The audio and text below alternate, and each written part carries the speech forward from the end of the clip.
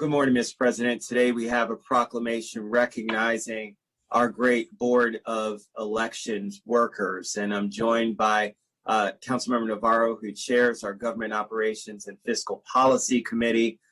We also have Councilmember Katz as well, who's on that Government Operations and Fiscal Policy Committee and is the chair of jurisdiction of the committee. Certainly, all of the accolades that I have are certainly echoed and superseded by the great support that Government Operations and Fiscal Policy has continued to put forth for our Board of Elections.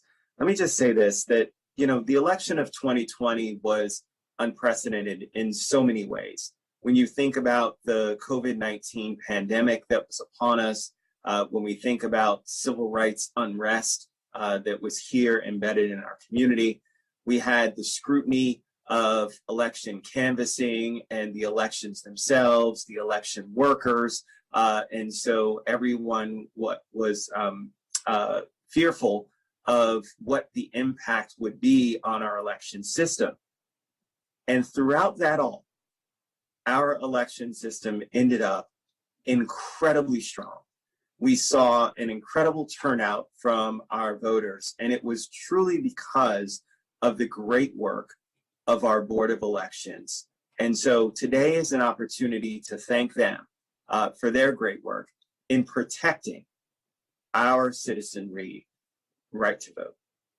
It is something that we fought for as a country for a very long time. Many of us who were enslaved at some point fought for the right to be able to vote. And so to see this protected by the workers, to see that folks were championing ways in which we could ensure that folks who were invalid and sick and shut in would still be connected to the ballot box, understanding what it meant for them, understanding how many seniors were trying to struggle to be able to get to vote, setting up a mail-in system that would allow for folks who were at home and who were immunocompromised to be able to make sure that their voice was heard. All of these things happened. So today, joining us, we have representing the hundreds of staff and volunteers, Horace Brakovich, our Voter Services Division Chief, Bobby Payne, our Vote by Mail Specialist, Michelle Gonda, Vote by Mail Coordinator, Janet Ross, Information Technology Division Chief, Christine Rizet, who's our Operations Division Chief, Deborah Hamer, Election Judge Recruiting Coordinator, Julia Douglas, Lead Trainer, Gilbert Zelaya, our Public Information Officer and Twitter Superstar, Allison McGoughlin, our Deputy Director, Margaret Jurgensen, our Election Director, James Shallett, our Board of Elections, President. And then we also have, I know, David Naiman, who's on as well, who is the Board of Elections Secretary. Let me just say that I really, really, really can't thank each of these members enough. You see them on the screen. All of those people are the ones who stood up this election process for you. And so, as Councilmember Duando often says, for the millions that are watching at home, I want you to see these names that are on this screen because they represent democracy. They represent us ensuring that folks continue to have the right to vote. Keep in mind, there were a lot of things that were challenged with our Board of Elections. The date of the primary election changed. Let's remember that. State directives changed about how voters automatically receive vote-by-mail ballots, but in-person voting centers were also open at the same time. Then the state directives changed for the general election. Voters had to request vote-by-mail ballots, and along with electronically submitting those ballots, which required hand entry by our election workers.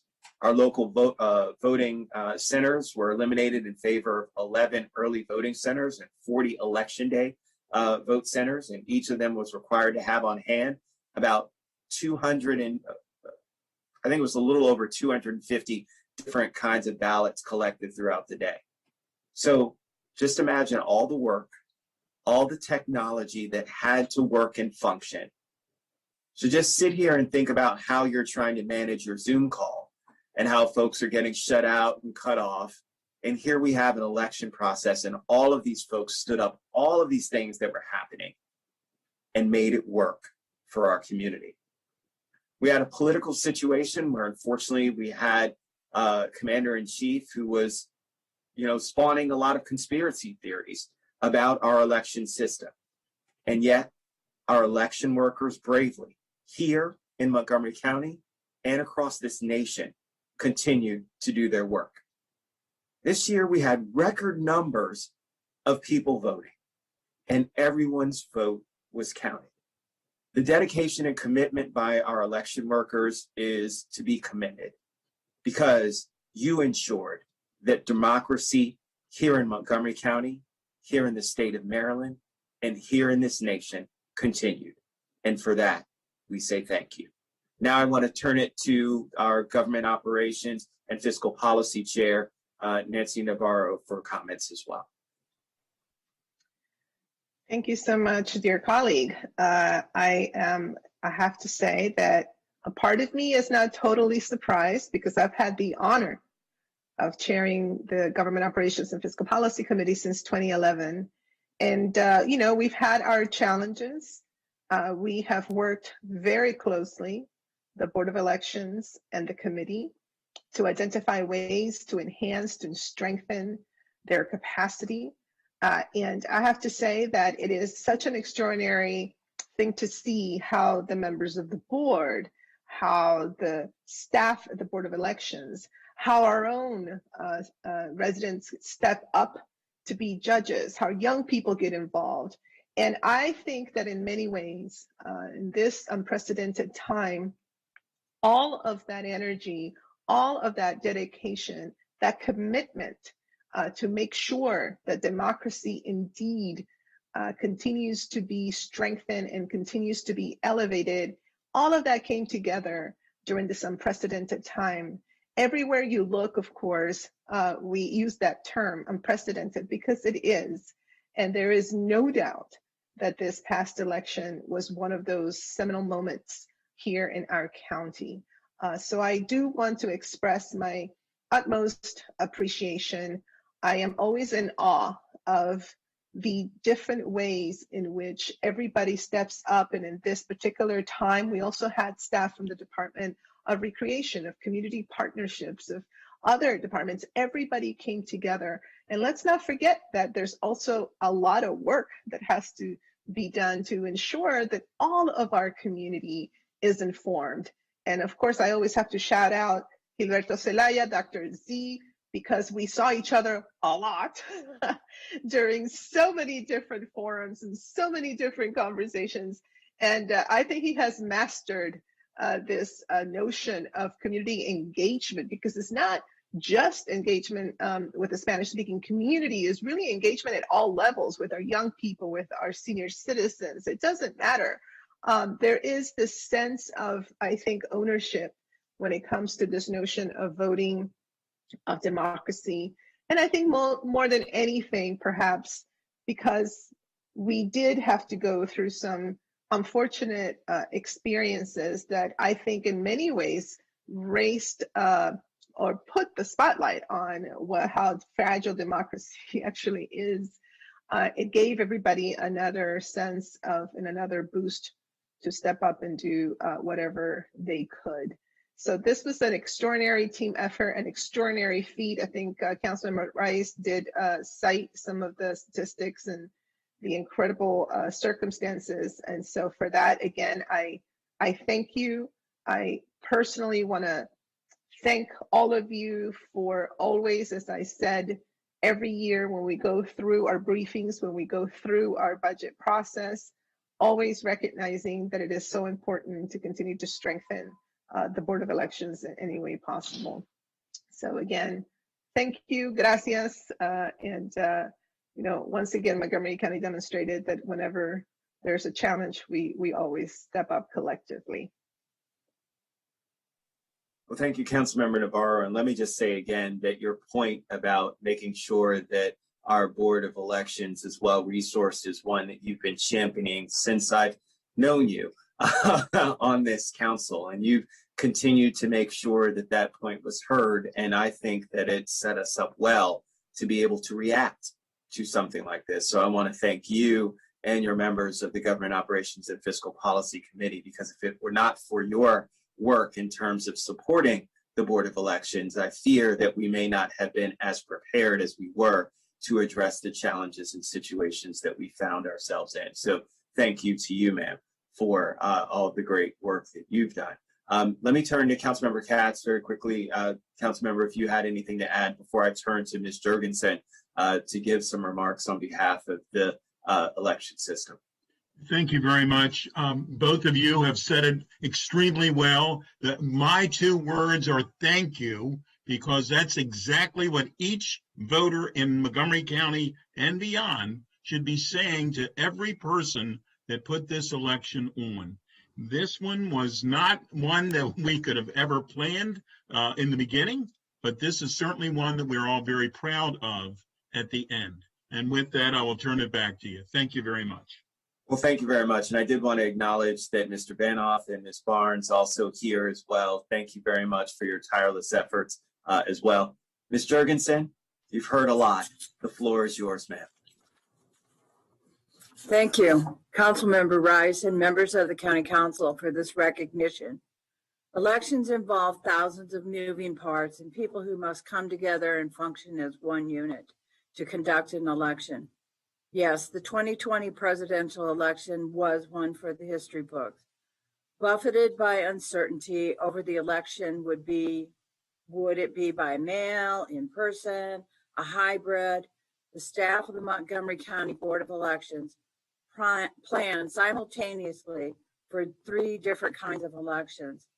Yet the staff navigated winds of change, implemented new options for the voters, and conducted a seamless election with turnout that approached record levels. Ballots must be physically secured and voting equipment cannot be connected to the internet, which means almost all of our staff could not telework and had to put themselves at physical risk to perform their duties. All year, the staff met the challenge. It takes a village was never a truer statement, as many additional county employees and members of the community contributed to our success. Too many to mention. We crashed out of silo thinking to make this truly an unprecedented election a success. Since I can't thank everyone today, though, I would like to acknowledge the leaders of our team who are here. Voter services is the foundation of the election process. Updating voter information and fulfilling the requests is a major task during any presidential election. But in 2020, at times our staff felt they had been hit by a tsunami of paper. Still, they successfully sent, received, and canvassed record numbers of voter registrations, vote by mail, and provisional ballots. Thank you, Boris, Bobby, Lolita, and Michelle, for your leadership. Every day, it seemed like the job of the IT division became more complex and challenging as they met the needs of the election with thousands of pieces of equipment that needed testing, logic and accuracy testing, functionality testing, communication devices that needed to function. Our training program is part of IT and was completely reimagined to train thousands of election judges, our citizens and voters, to be primarily online with the hands-on training in socially distant spaces. The county helped us meet that need. Interest in serving as election judge was overwhelming with many younger voters, and our community stepped up to fill that order and to fill the risk that had been created by many of our older workers having to leave to preserve their own health. Thank you, Janet, and your valuable team for their service. Election operations managed logistics that we could have never, ever imagined existed. Supplying every polling place with the necessary equipment, ballot supplies took on a new dimension with the use of vote centers on election day. 1.75 million ballots were printed to prevent any shortage of any voting at any voting location or any precinct anywhere in the county because of the advent of a precinct-based ballot. Tasks that are always intricate, such as proofing multilingual ballots, increased in complexity with this introduction of precinct-based ballot.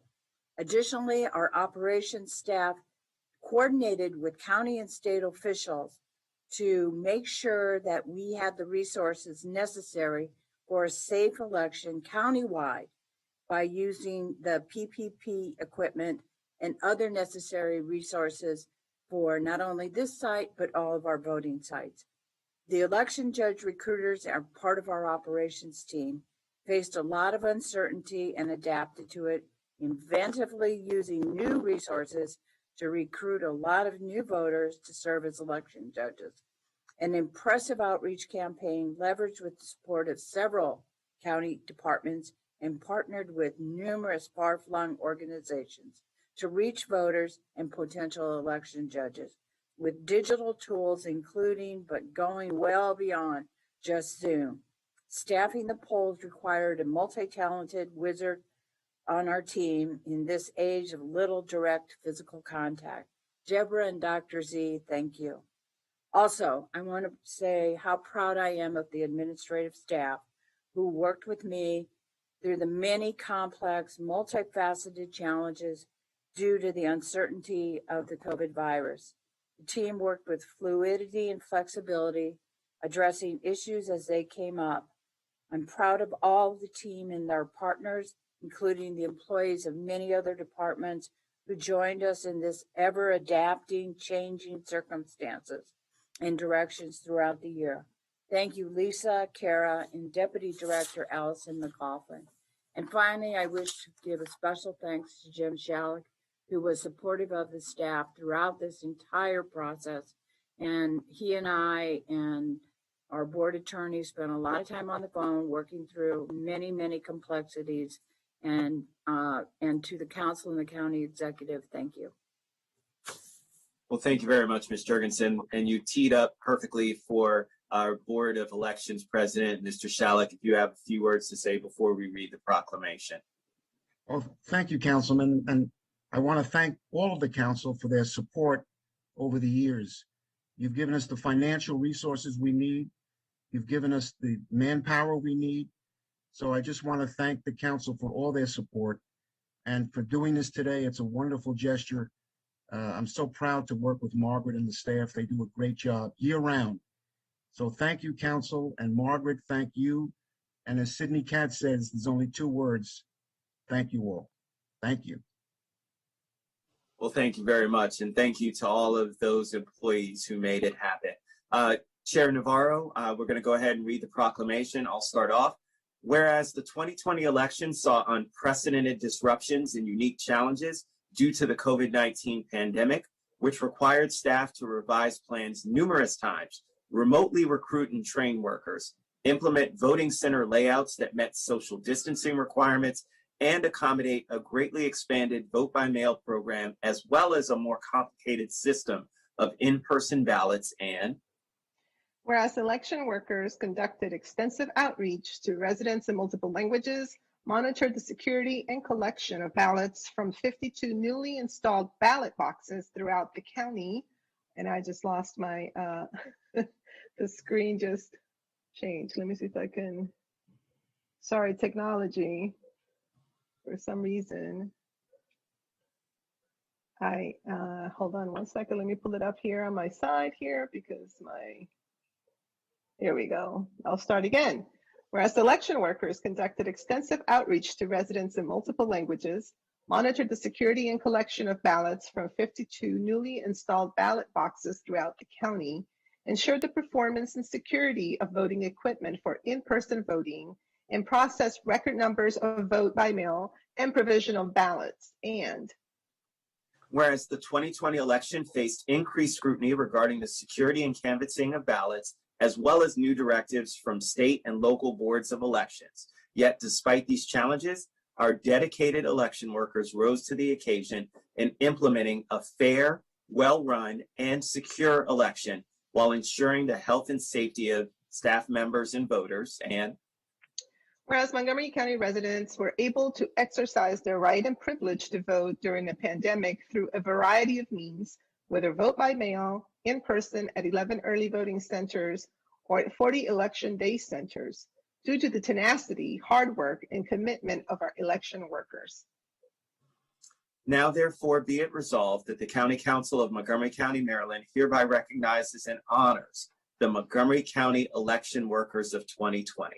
And be it further resolved that the County Council encourages residents to always honor their right to vote and celebrate the election workers who enabled us to exercise that privilege during a time of heightened political unrest and the COVID-19 pandemic, presented on this 23rd day of February in the year 2021. Thank you so much to our election workers. Congratulations.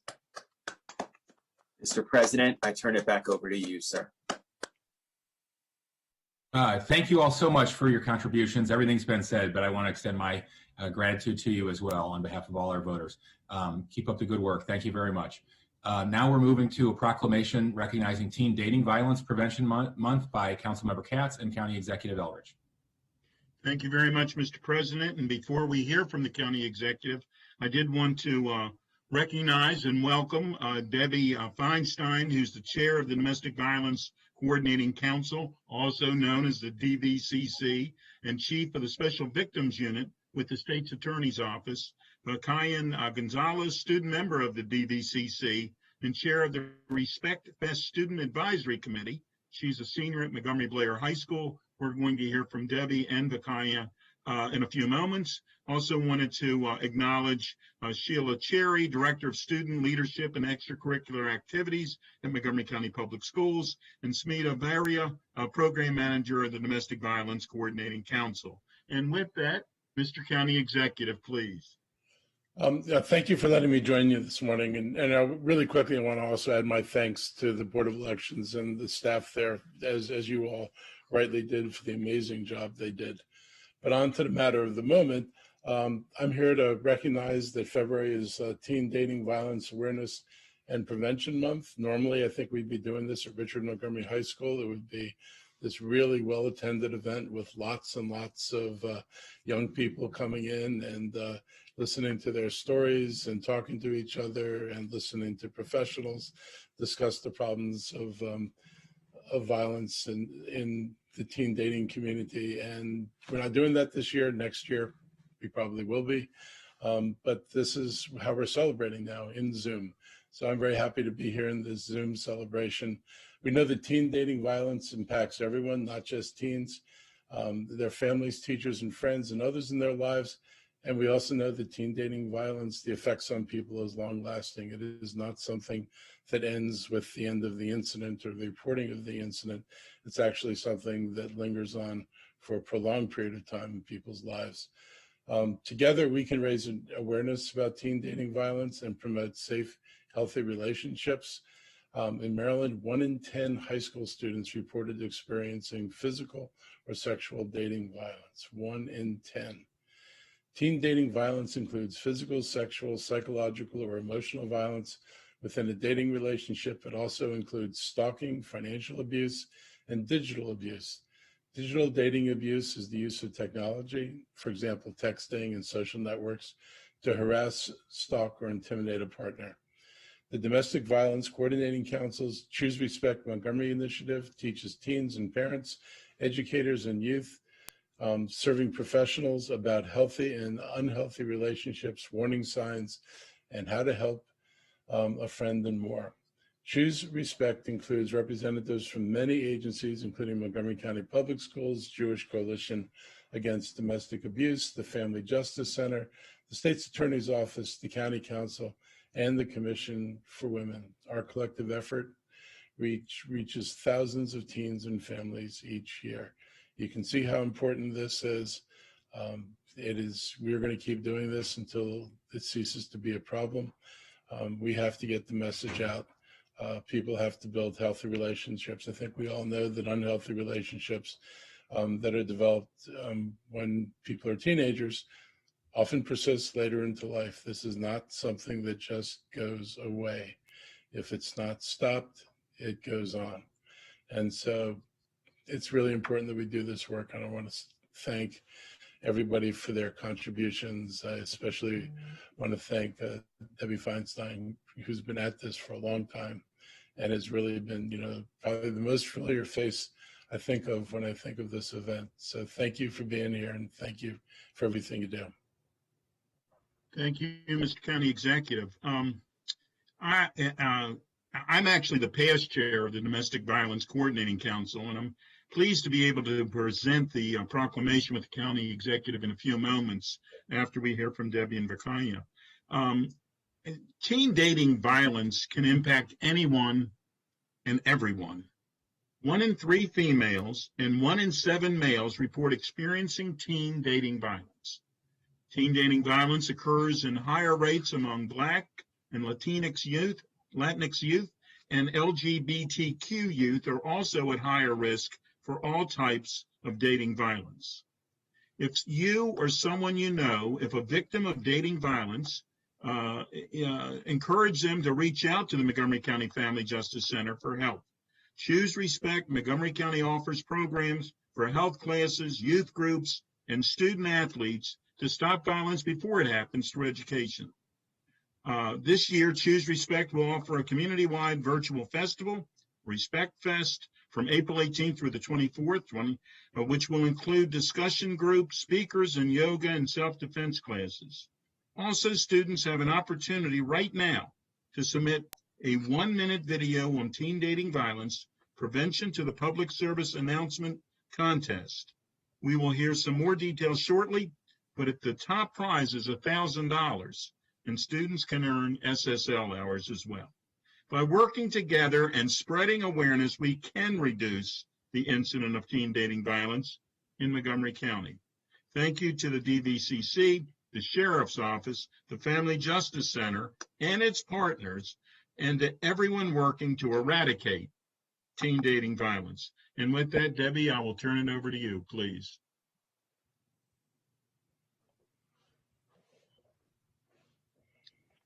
Thank you so much to Councilmember Katz and to County Executive Elridge for your support of this initiative, and to all of the members of the County Council and members of the community and our many partner agencies for supporting the Choose Respect Montgomery initiative. As has already been eloquently said, we have a lot of different components to the Choose Respect initiative, including our annual events. And this year it's going to take a little bit of a different format. And I'm going to ask Vakanya to share that with you as chair of our student advisory committee, and she'll be doing that in a few moments.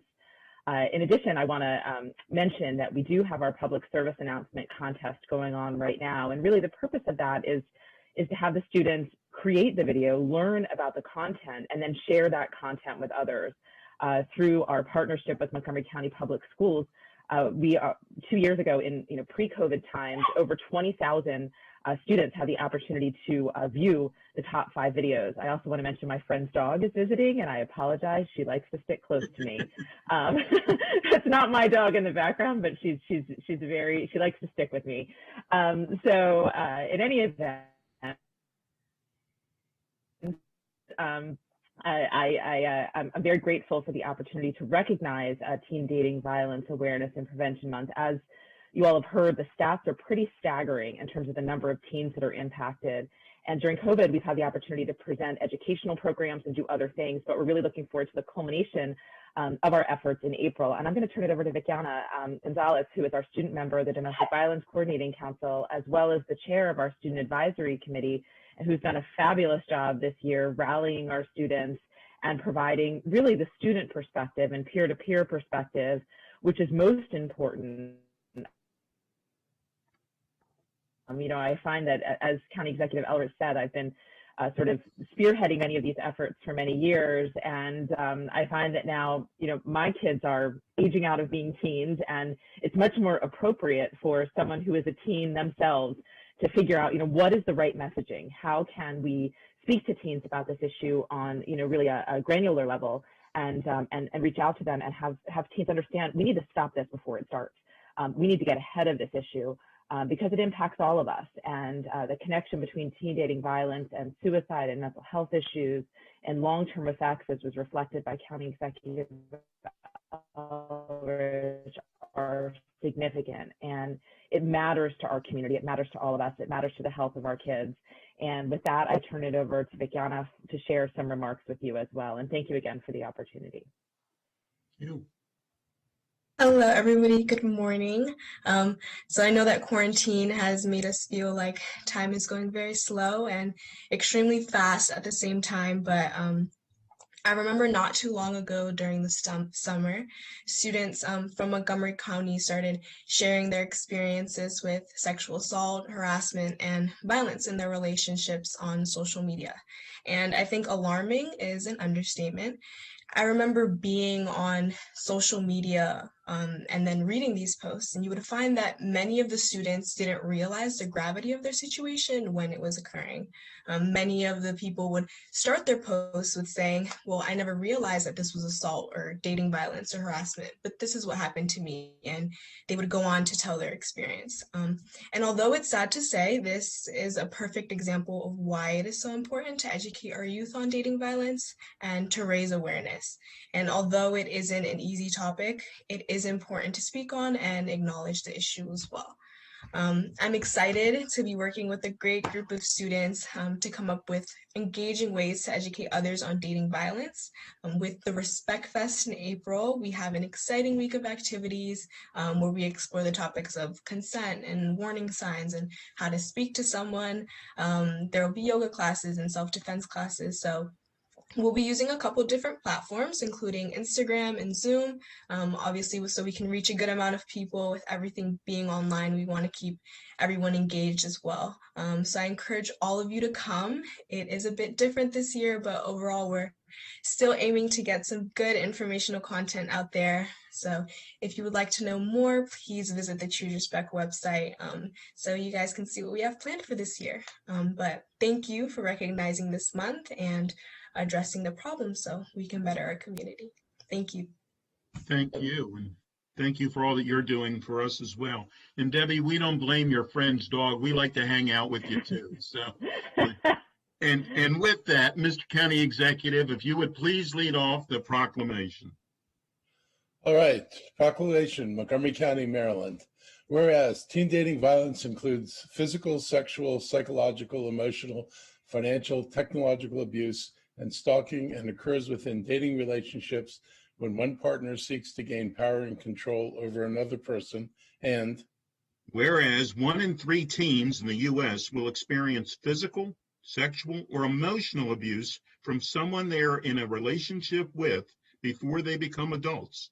1 in 10 Maryland high school students report experiencing physical violence in a dating relationship, and 1 in 10 report experiencing sexual violence in a dating relationship. And whereas February is Teen Dating Violence Awareness Month and provides an opportunity for our community to acknowledge the prevalence of teen dating violence and to promote education about this issue for our citizens. And whereas Choose Respect Montgomery, a prevention initiative of the Montgomery County Domestic Violence Coordinating Council, offers educational programs and videos, a public service announcements, video competition, programs for teen athletes, and this year a community-wide virtual festival, Respect Fest, from April 18th through the April 24th, 2021. Choose Respect is supported by the Montgomery County Family Justice Center Foundation, Montgomery County Public Schools, and many partner agencies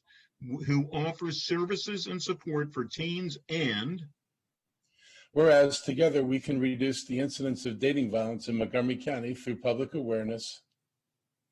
Please finish it up, please. Now therefore do we, Mark Eldridge as County Executive, Tom Hucker as County Council President, and Sidney Katz as County Council Member, hereby proclaim February 2021 as Teen Dating Violence Awareness Month in Montgomery County. We ask our community to recognize the pervasive problems of teen dating violence, to engage in education and prevention efforts, to support our friends and families in the process of seeking services, and to spread the word about the help available through the Family Justice Center, signed this 23rd day of February in the year 2021. Mark Elrich, County Executive, Tom Hucker, County Council President, and Sidney Katz, County Council Member. Thank you very much. And thank you to all who have joined us this morning. And thank you to all who are doing such important work. Thank you, and have an enjoyable day. You're welcome to stay for the rest of our meeting. So anyhow, we appreciate you. Thank you. Thank you very much. Thank you all so much for your very important work.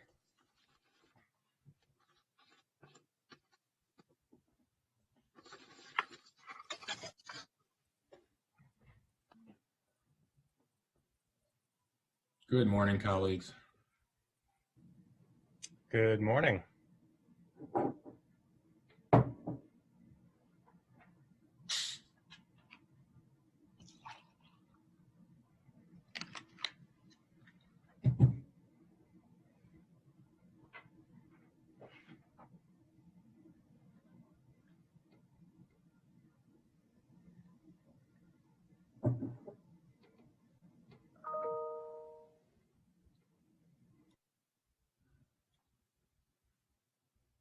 Okay, Madam Clerk, are we set to begin? Yes, we are. Thank you. Good morning, everyone. If you're just tuning in, welcome to the Montgomery County Council. I want to begin today by acknowledging the loss of State Delegate Hank Heller. He represented our county very well for 6 terms in the Maryland General Assembly and was an effective and advocate for education and for the environment, among many other issues. Our condolences go out to his wife, Bonnie, and his sons and grandchildren. He'll be greatly missed. We also recently passed a grim milestone nationally. Nationally, we've lost 500,000 lives to COVID. We had a request that there be a moment of silence today, just like there was at the White House yesterday for them, including the 1,350 lives lost here in Montgomery County. All parts of our wonderful and beautifully diverse community. All of them were daughters and sons, dads and moms, uncles and aunts, grandparents and cousins, and neighbors and friends. All of these lives were important to us and to their loved ones. Let us take a moment of silence to acknowledge their existence and their loss.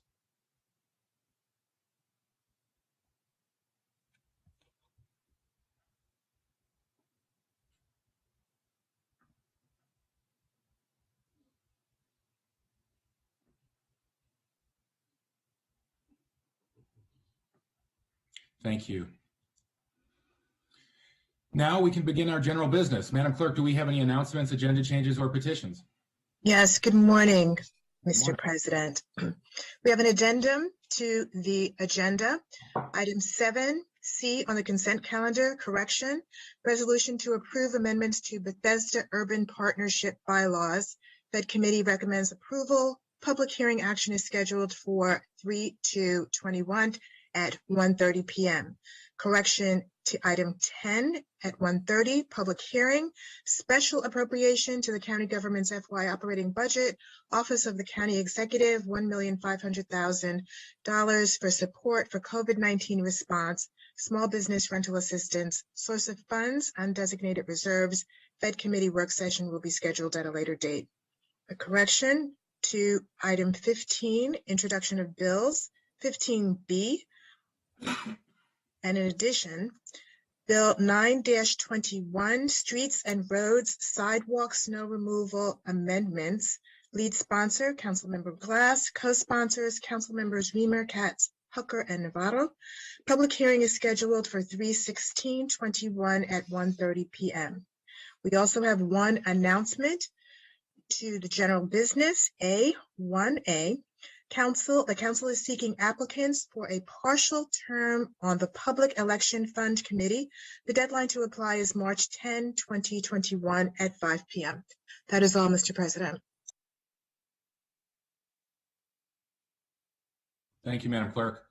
Now the council will sit as the Board of Health and will receive our update on the coronavirus and our county public health planning. Being joined by Dr. Gales, thank you. Dr. Stoddard, welcome. Gentlemen, you may begin. Good morning, everyone. Can you hear me okay? Good morning, we can. Okay.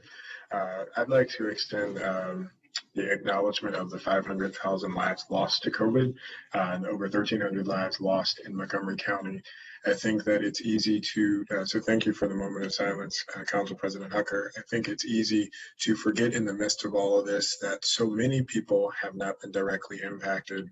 And when we see numbers improve, it's well, what can we reopen? How can we do this? How can we do that? And we lose sight of the tremendous impact that COVID has had on lots of families directly and individually, in addition to all of the economic side effects and all those other things that we discussed.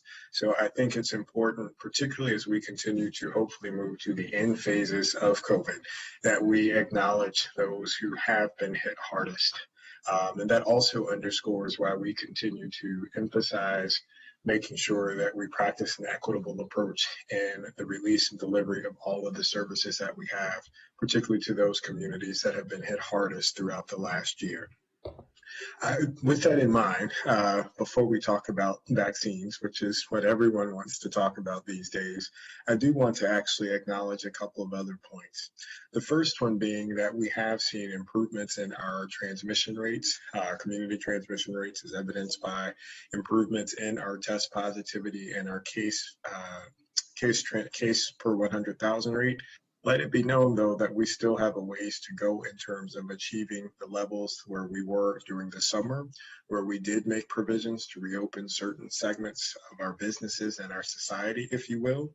We continue to monitor those trends, and we also continue to reach out to our colleagues across the region to discuss, much like we have talked about, moving together, whether it's around closure or reopening. We continue to work to understand how we can work together to be able to achieve those goals. Now, what is different and continues to be different from the summer is the fact that we are extremely concerned about the presence of variant strains within our region. We're concerned about the variant strains because they are highly more contagious than the novel strain. And we don't want to have a situation where we create a petri dish, if you will, that allows for those variant strains to come into the community and flourish and spread quickly and see our numbers rebound back to higher levels. So we do recognize that we will continue to get lots of requests to reopen certain things and certain aspects of society. Please be patient and continue to be mindful that we are continuing to monitor the surveillance trends that are present within our community, and our guidance will be based upon those factors, consistent with the approach that we took last year when it came to these certain topics. One of the goals of reopening in the next couple of weeks is to have our children return to school in some capacity. And part of that is, again, working to ensure that educators do have access to the vaccine. We anticipate this may be a question later today. We have been working to devise some strategies with community partners to be able to increase points of access for our educators and staff to be able to receive at least one dose of the vaccine before returning to the classroom. I don't have final formalized details to share with you in this public forum today. We'll continue to work behind the scenes to help facilitate that. We have been in touch with our colleagues from MCPS to find out how many of those individuals are left before the first phase goes back on March 1st, and how many other individuals would need to have the opportunity to get a vaccine before March 15th, when the next wave of folks go back. So we're working on it, and we are close to hopefully being able to have some finalized details to provide those opportunities for extra protection as they go back into the classroom. The third thing I'd like to mention is a special thank you to all of the staff who were involved in the vaccine clinic process. Last Thursday, we did have to cancel our clinics due to the weather, and we were able to move those and stand those up on Saturday and Sunday, respectively. And from my understanding, there were minimal instances with problems of moving those appointments, and we were still able to capture the overwhelming majority of individuals who were scheduled. We'd also like to highlight the tremendous work of all arms of the county team that participated in standing up a clinic at the East County Rec Center on Sunday. This was our first weekend opportunity. We were attempting to try and pilot some different approaches around registration and getting folks in. And in a 4-hour session, we were able to provide vaccines to over 500 county residents. We hope to be able to pattern future events after this model, as well as we continue to explore other strategies, including increased community venues, again, pending more doses, potentially in terms of an allotment, as well as hopefully standing up by the end of the week, if possible, a mobile pilot that would focus on homebound individuals, as well as explore the use of a mobile type unit to provide community vaccination points across the county. We continue our outreach and continue to work with our different partners to bring folks up to speed and hopefully encourage them when it is their time in the queue to get the vaccine. So with that in mind, I will, if I'm able to share the screen, we'll just go through and share the some of the numbers from the Pulse report so that you get an idea of where we stand.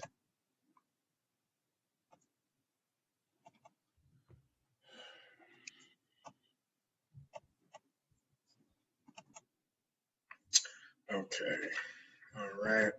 So again, here's just a graphical representation of where our numbers stand right now. You can see how we have our first wave and we're currently trending downward. We still technically are in the high transmission range. You can see during this time period here, we were at lower levels when we reopened from stage 0 to 1 and from 0 to stage 2. Here's a breakdown of the different groups and how many folks have been vaccinated. As of yesterday, we had achieved just shy of 60% of our 75 and plus residents who had received the vaccine, at least the first dose. And let me also be very clear to the folks at home, we are not waiting for that number to be 100% before we move forward. We are hopeful that we'll be able to offer at least an invitation to all of the residents over 75, hopefully very soon. And once we've been able to do that, then we would contemplate moving to the next phase in terms of prioritization groups. Let me remind people at home that out of any of the other venues within the county, separate from the county operation, any individuals in 1A, 1B, and 1C can get vaccinated. The county continues to prioritize 75 and up. Again, hopefully in the near future, we'll be able to at least offer an invitation to the vaccine to all those who are 75 and up in the county, or at least that we are aware of, and then be able to move to the next tranche. And here's a breakdown in terms of the number of doses that have been administered. We've made significant strides in terms of our percentage of folks who are vaccinated within the county. We are just shy of Maryland average, a statewide average, but we have actually distributed the most doses of any other jurisdiction and local health department. Again, this just shows where we stand in terms of the number that we have received versus administered. We did have a delay last week in the doses due to weather that's been highly publicized. We did, receive those doses on yesterday afternoon for this past week, and we also received our 4,500 first doses for the next week as well. Again, just another breakdown in terms of the number of doses we received, percentage administered, and comparing to other jurisdictions throughout the state. And a breakdown of our hospital administered vaccines. We continue to partner and work with our hospital partners to get the doses out in a fair, equitable manner. And this is pre-registration statistics. Again, we can make this available. I believe this will be available to the general public on the public dashboard. And this is a breakdown of the types of, by occupation, the pre-registration statistics. And looking at the breakdown by age, as well as by race and ethnicity. We do see our 18 to 64-year-old group having higher rates of pre-registration in comparison to others. And heat map also of where the majority of the pre-registrations are. Again, and this is a map of looking at where we see overrepresentation for pre-registration versus underrepresentation. And unfortunately, a lot of those neighborhoods that do have more concentrated spots of underrepresentation in pre-registration are some of the areas that have been hit hardest when we look at COVID cases by geography. And this, based upon the equity framework that we've talked about at length, here is how this breaks down these the zip codes that have been prioritized based upon looking at those equity factors that we've discussed over the past several weeks in terms of how we're allocating those doses. And this is another breakdown by age as well as by race and ethnicity. And then when we look at strictly the doses that have been administered, how this breaks down in terms of the percent vaccinated of the total pool and the percent of the county population. So you do see, particularly in the Black and Latino communities, making up 19 and 20% of the population, but lower levels of vaccine uptake.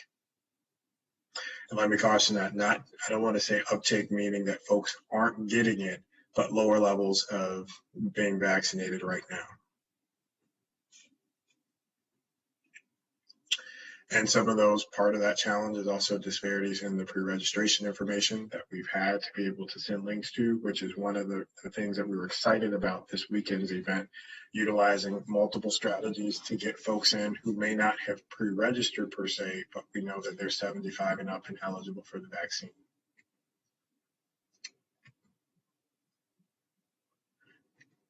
And I'll just go through these. Again, just to remind folks, the county apparatus, 1A and 1B being ages 75 and up.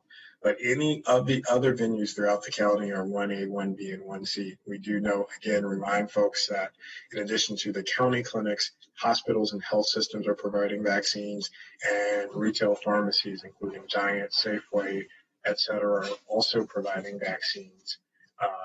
But we don't have as much information from them in terms of who their target points are or what the particular numbers are that have been achieved so far. That concludes the presentation. I will stop there and turn the floor over to Dr. Stoddard, but happy to answer any questions you all may have. Thank you. Good morning. I have a few additional updates. I look at the testimony that the various vaccine companies are providing to the U.S. Congress today, and I want to highlight a few things that are, I frankly see as very good news. So currently, Pfizer is producing between 4 to 5 million doses per week and providing those to the federal government. They expect by mid-March that to increase to approximately 13 million doses a week. So obviously about almost a 2.5-fold increase from what they are currently producing by mid-March. That's only a couple weeks away. Moderna has so far delivered 45 million doses to the federal government. They're currently doing about 5 million a week. They expect to be about 10 million per week by the end of April, by the beginning of April, sorry. And then Johnson & Johnson is having their emergency use authorization hearing with the FDA on Friday. They expect to initially have approximately 6 million doses available, but then they also expect to have approximately 20 million doses per month in March and another about 26.7 million doses per month in April, May, and June, respectively. And so there is a fair bit more vaccine coming on board over the next coming weeks and certainly, let's say 6 weeks, 2 months or so. Obviously, that will substantially change the landscape of vaccination availability in Montgomery County and in the state of Maryland. The other good piece of news that we had is, and I think the Mike Ricci from the governor's office shared this morning, we have seen a precipitous drop in the reflected infections of healthcare workers over the last couple of weeks in our contact tracing numbers. This is an excellent reflection of the fact that that pool is vaccinated, and now you're seeing the impacts of that vaccination. Healthcare workers have been amongst the highest, in the total infected pool, given their close proximity to working with other COVID positive patients. So seeing that drop and having it correspond with the drop in numbers that we've seen as a county, as a state, as a country, is showing us that the vaccine is working, and the vaccine is working not just to reduce significant outcomes, but it's also working to reduce overall infections, which is great. A couple of the key points I want to touch on things that we have done. We're going to do a monthly child care town hall. We did our first one of those in a series over the next 3 months on last Wednesday. A lot of questions about how child care providers are going to be able to access the vaccine, a lot of questions about testing and other things. We went through and gave all the answers that we could over that. We actually had a partner from Montgomery County Public Schools on that call to talk about their reopening and the connection with the child care and aftercare and all those things that they're doing. We did an economic town hall on Friday with Mr. Fletcher from the county executive's office and Ms. Kinch from the county attorney's office, talking about human resource issues during the pandemic with the business community. We have a meeting scheduled with, or in the process of scheduling with the leadership of nonprofit Montgomery. I know this is a request from many of the council members to talk to our nonprofit communities about their respective placement within the vaccine dissemination program. We have met with many of the nonprofits who are partnered through the Food Security Task Force and otherwise, and they collected are in the process of collecting their lists. But we do want to make sure we get out to the broader nonprofit community to help identify, based on function, where they fall within the state and local vaccine dissemination program. As I mentioned, Food Security Task Force, we did collect their lists from the food access providers yesterday. The team is going through them to make sure that everything is in order and then providing those to public health so that, as Dr. Gales alluded to, when we're ready to move to that next tier, that we have those lists ready to go and can begin to disseminate vaccine to those food access providers, amongst others. Now, on the MCPS and non-public school numbers, just to give you an update, approximately 5,300 appointments have been made or complete at this point. There was about 600 to 700 that we heard late last week were being scheduled.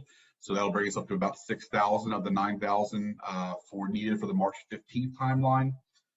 There are some number that were inclusive of that March 15th timeline that also needed by the March 1st timeline. We're working with MCPS this week to get those through with our partners. As Dr. Gale said, we're not really ready to say exactly where that's going to come down. It's going to be a mix of different partners. But then also the non-public schools have had about 2,000 appointments available to them as well, and that will continue to proceed with 500 to 600 or 700 a week, depending on how much vaccine Hopkins gets on the community. I think they were down at 2,000 this week from the state allocation, and therefore it'll be about 500 for both MCPS and for the non-public schools this week. They too were impacted by the delivery, and so obviously there will be there is a little bit of a delay in that dissemination to both our non-public and our public school partners based on the delays in receipt of vaccine from the manufacturers last week.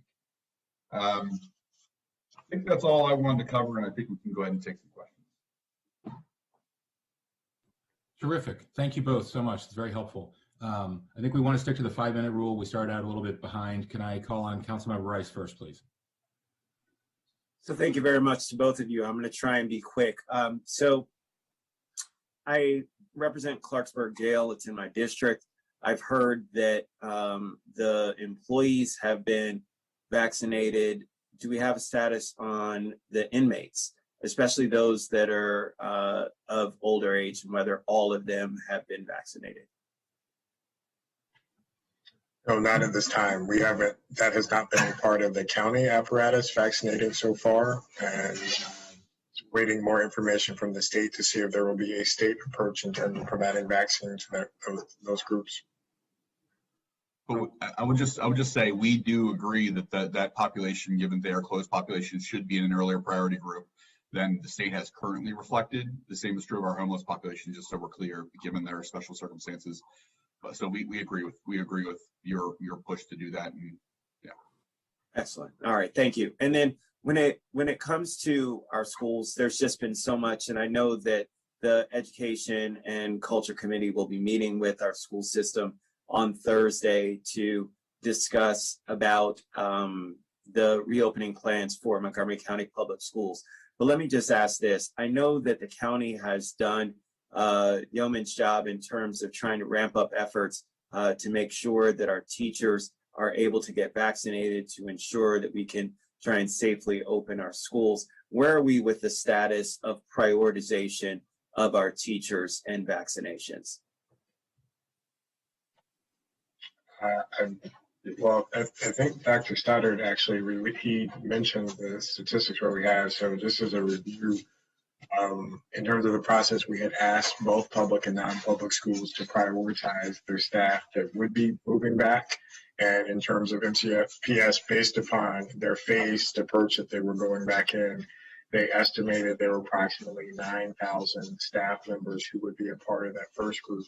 Now, as of the beginning or the close of last week, there had been 5,300 who had received an appointment opportunity, who had been scheduled to get the vaccine.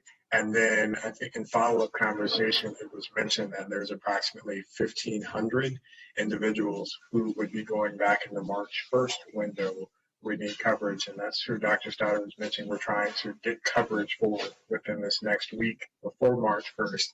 And then there's potentially an additional 1,500 who would need access to the vaccine who would be going back in the March 15th window. So we're prioritizing getting access for that first 1,500. And then we will hopefully be able to utilize similar strategies to be able to provide coverage for those additional staff who need it. And let me also make sure that I emphasize this too. We're not just focusing on public schools, we're also looking at how to increase opportunities for educators and staff at non-public schools as well at the same time. And when we say teachers, we actually mean all school staff, not just teachers, Yes, but all educators, folks everyone. in the school buildings. And then my last question is surrounding our strategies in tiers. Many people in the community have been reaching out saying that they're hearing that the governor may soon be moving into another tier phase. I'm curious as to whether or not you've heard anything from MDH regarding them moving forward towards another tier phase and how that might impact Montgomery County and its tiers and its ability to be able to continue to focus on equity when it comes to distribution of the vaccine. Well, I think the governor has a press conference today. I don't suspect that will be what he's talking about. From my understanding, the state will be launching a new registration system for vaccines. So I anticipate that will be the subject of today's press conference. I don't have any clear information that would confirm or suggest that we're moving in that direction. I think we, from a health officer perspective, and even from county government, you all and others providing feedback to the governor's office, there has been a concern that we move too quickly to expand the number of folks who had access to the vaccine with a short supply, and we weren't able to capture as many folks in those upper level priority groups to get them closed out before moving forward. Now, as it relates to Montgomery County, we will continue, particularly with the government apparatus piece of it, we will continue to prioritize the groups and continue to move forward, particularly given the shortage of vaccines with the allotments that we have right now. And we will continue to promote the equity framework that we have put forward with the priority groups where we are now, as well as moving forward. We really do see the health department as ultimately in the larger system as supply increases as a safety net, if you will, for individuals who don't have access to other potential venues to get the vaccine. So I can assure you and confirm that that will continue to be a part of the approach that we take in terms of how we allocate the doses that we receive. Excellent. And then if I do have one more minute, Mr. President. Go ahead. Yeah. Okay, excellent. Just very, very quickly on this note, when it comes to the expansion of the number of vaccinations, has there been any talk about the state restoring back to the original number of vaccines that you have, or going up to the maximum capacity that you could distribute, which is 15,000 doses per week? Has there been any conversation with MDH about restoring the vaccines or getting up to the maximum number? We've continued to advocate and push for more doses to the health departments locally as well as across the state, particularly given the increase in doses that the state has received over the last several weeks. We continue to advocate for that, for a host of reasons that we discussed before, as well as other strategies that would be able to expand not only the number of doses that we receive, but also a proportional amount of doses coming to the county in other sites as well, particularly in the absence of a mass vac site here in the county. Thank you, Mr. President, and thank you, Dr. Gales and Dr. Stoddard. Thank you. Councilmember Friedson. Thank you. Appreciate all of your answers to this, particularly related to educators, teachers, and everybody else who work in the building who are all working hard to educate our kids. A couple questions. Number one, related to the fact that we had all the weather-related delays. I know that we got the shipment from last week and this week yesterday. I appreciate you confirming that for us, since it's obviously caused a lot of concern for a lot of residents throughout the country, throughout the state. Number one, do we feel confident that we'll be able to administer all of those first doses this week before we get the next shipment, or the following week? And are we having conversations with the other providers, including the hospitals in particular, who I know you've been working very closely with, to make sure that they can handle the, basically the doubling of the capacity that they're required to do now, based on all of these weather-related delays out of everybody's control? Yes, I do. In fact, if you look at the doses, we pretty much exhausted the doses that we received, our previous stash of doses. And when you combine last week's with this week's, that's approximately 9,000. That would be close to the number of the highest amount of doses that we had received once before at 8,600. I'm confident in the infrastructure that we have that we'll be able to do that. It creates the opportunity where we may be able to add additional clinics, particularly like the one we did this weekend over, under short notice, to be able to get more people through the queue.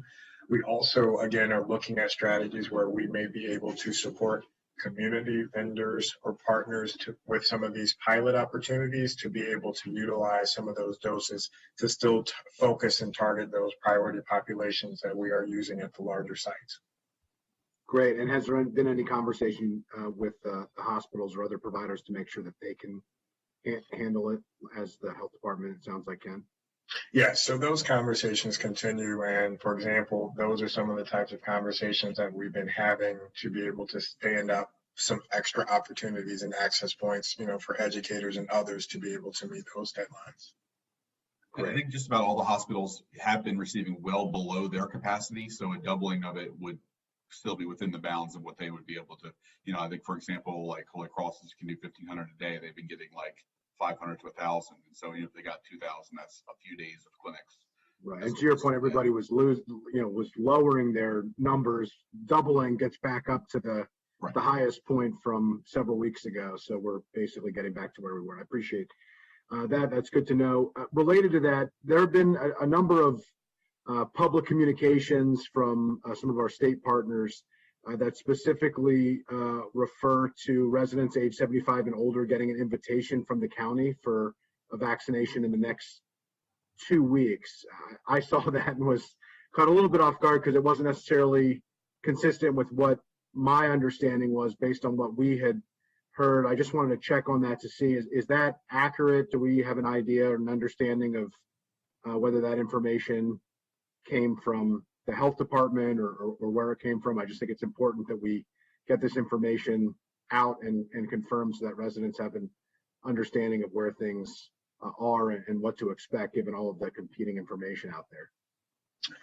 I confess I'm not aware of the specific communication that you're referencing. If you could send it to me, I could look into it. But I will say this is, we're making every effort we can to try to reach as many folks 75 and up and get as many invitations to that group as possible so that everyone does have an opportunity to get access to a link. Hopefully they choose to uptake it, plus minus. So that, we would be able to move to the next stage in terms of the prioritization group. I'd be happy to follow up with you on that. Yeah, we'll resend it. I think we went through the channel we were asked to go through and hadn't gotten an answer yet with Linda McMillan sending along. I know I'm not alone in this, and there's some questions because we're fielding the questions from residents asking how this process is going to work, and at least no colleague that I've spoken to was aware of it. I don't know, Dr. Stoddard, if you had any. Yeah, so I think this relates back to something that came up in our delegation call with the county's delegation, the state delegation, and we were asked sort of a question along the lines of where we were with the pre-registration list, and we have approximately about 25,000 75 and older on the pre-registration list remaining. And given the number of invitations that you have to send out to fill up a clinic, you usually have to spend out 2 or 3 times the number, because number one, of that 25,000, many of them have been vaccinated through some other mechanism. There's, as you saw in the heat map that Dr. Gale showed, we have a lot of 75 and older pre-registered from Leisure World, for example, and there's a specific opportunity being offered through the state and MedStar at Leisure World who are going to account for many of those 25,000. And so it was the team's belief from the pre-registration meeting that we've been having this last couple weeks that there would be about 2 weeks we would be offering all of those 25,000 people that appointment over the next couple of weeks to fill the slots that we're going to have this week with the increased doses we have, plus what the state is now guaranteeing us for a 4-week period, approximately 4,500 doses, so we can schedule those out over the next 4 weeks. And so it won't be a matter of someone getting a vaccine necessarily next week. We'll be able to send the 25,000 appointments for the next 4 weeks to fill out all of those and be able to move on.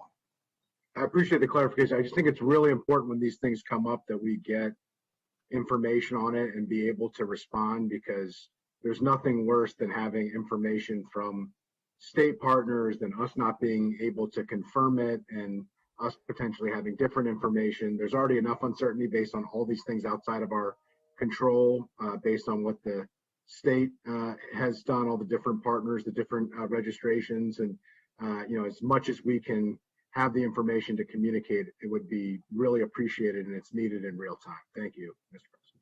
Thank you. Councilmember Jawando.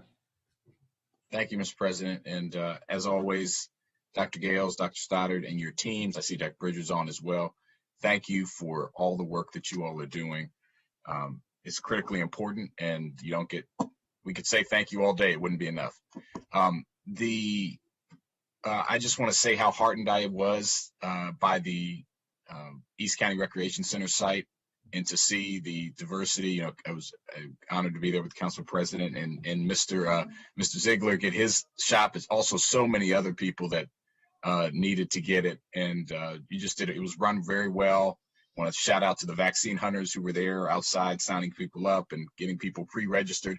One of the best things I saw when I came in was folks from that community that did not have an appointment that just wandered up and said, we're in the category, but got their pre-registration done right there because we took the shots to them. So kudos, and I'm glad we're going to do more of that. I'm also, and I've got kids yelling in the background, so sorry about that. As we talk about schools, it's a good segue. I'm very happy to hear that we are in the process of vaccinating all the educators and folks in the school building.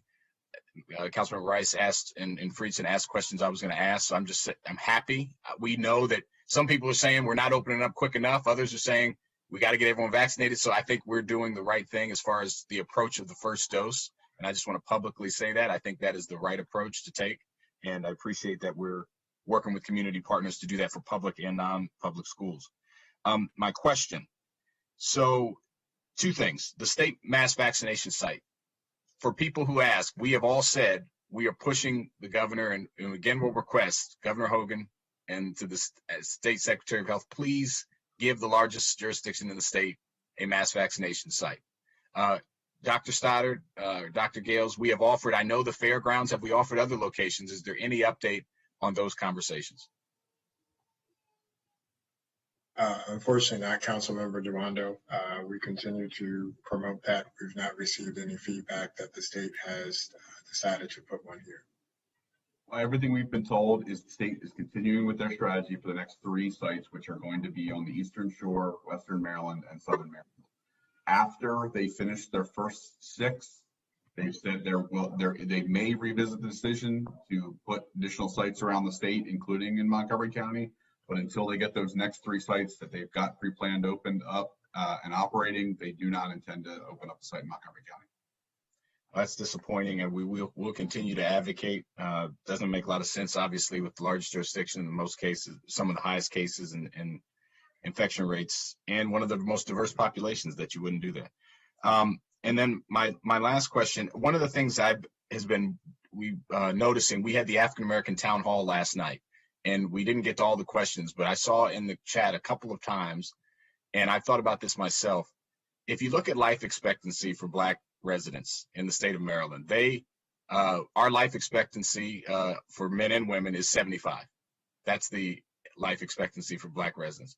If you look at everyone else, Black, Latino, Asian, it's 80 or above in the state of Maryland.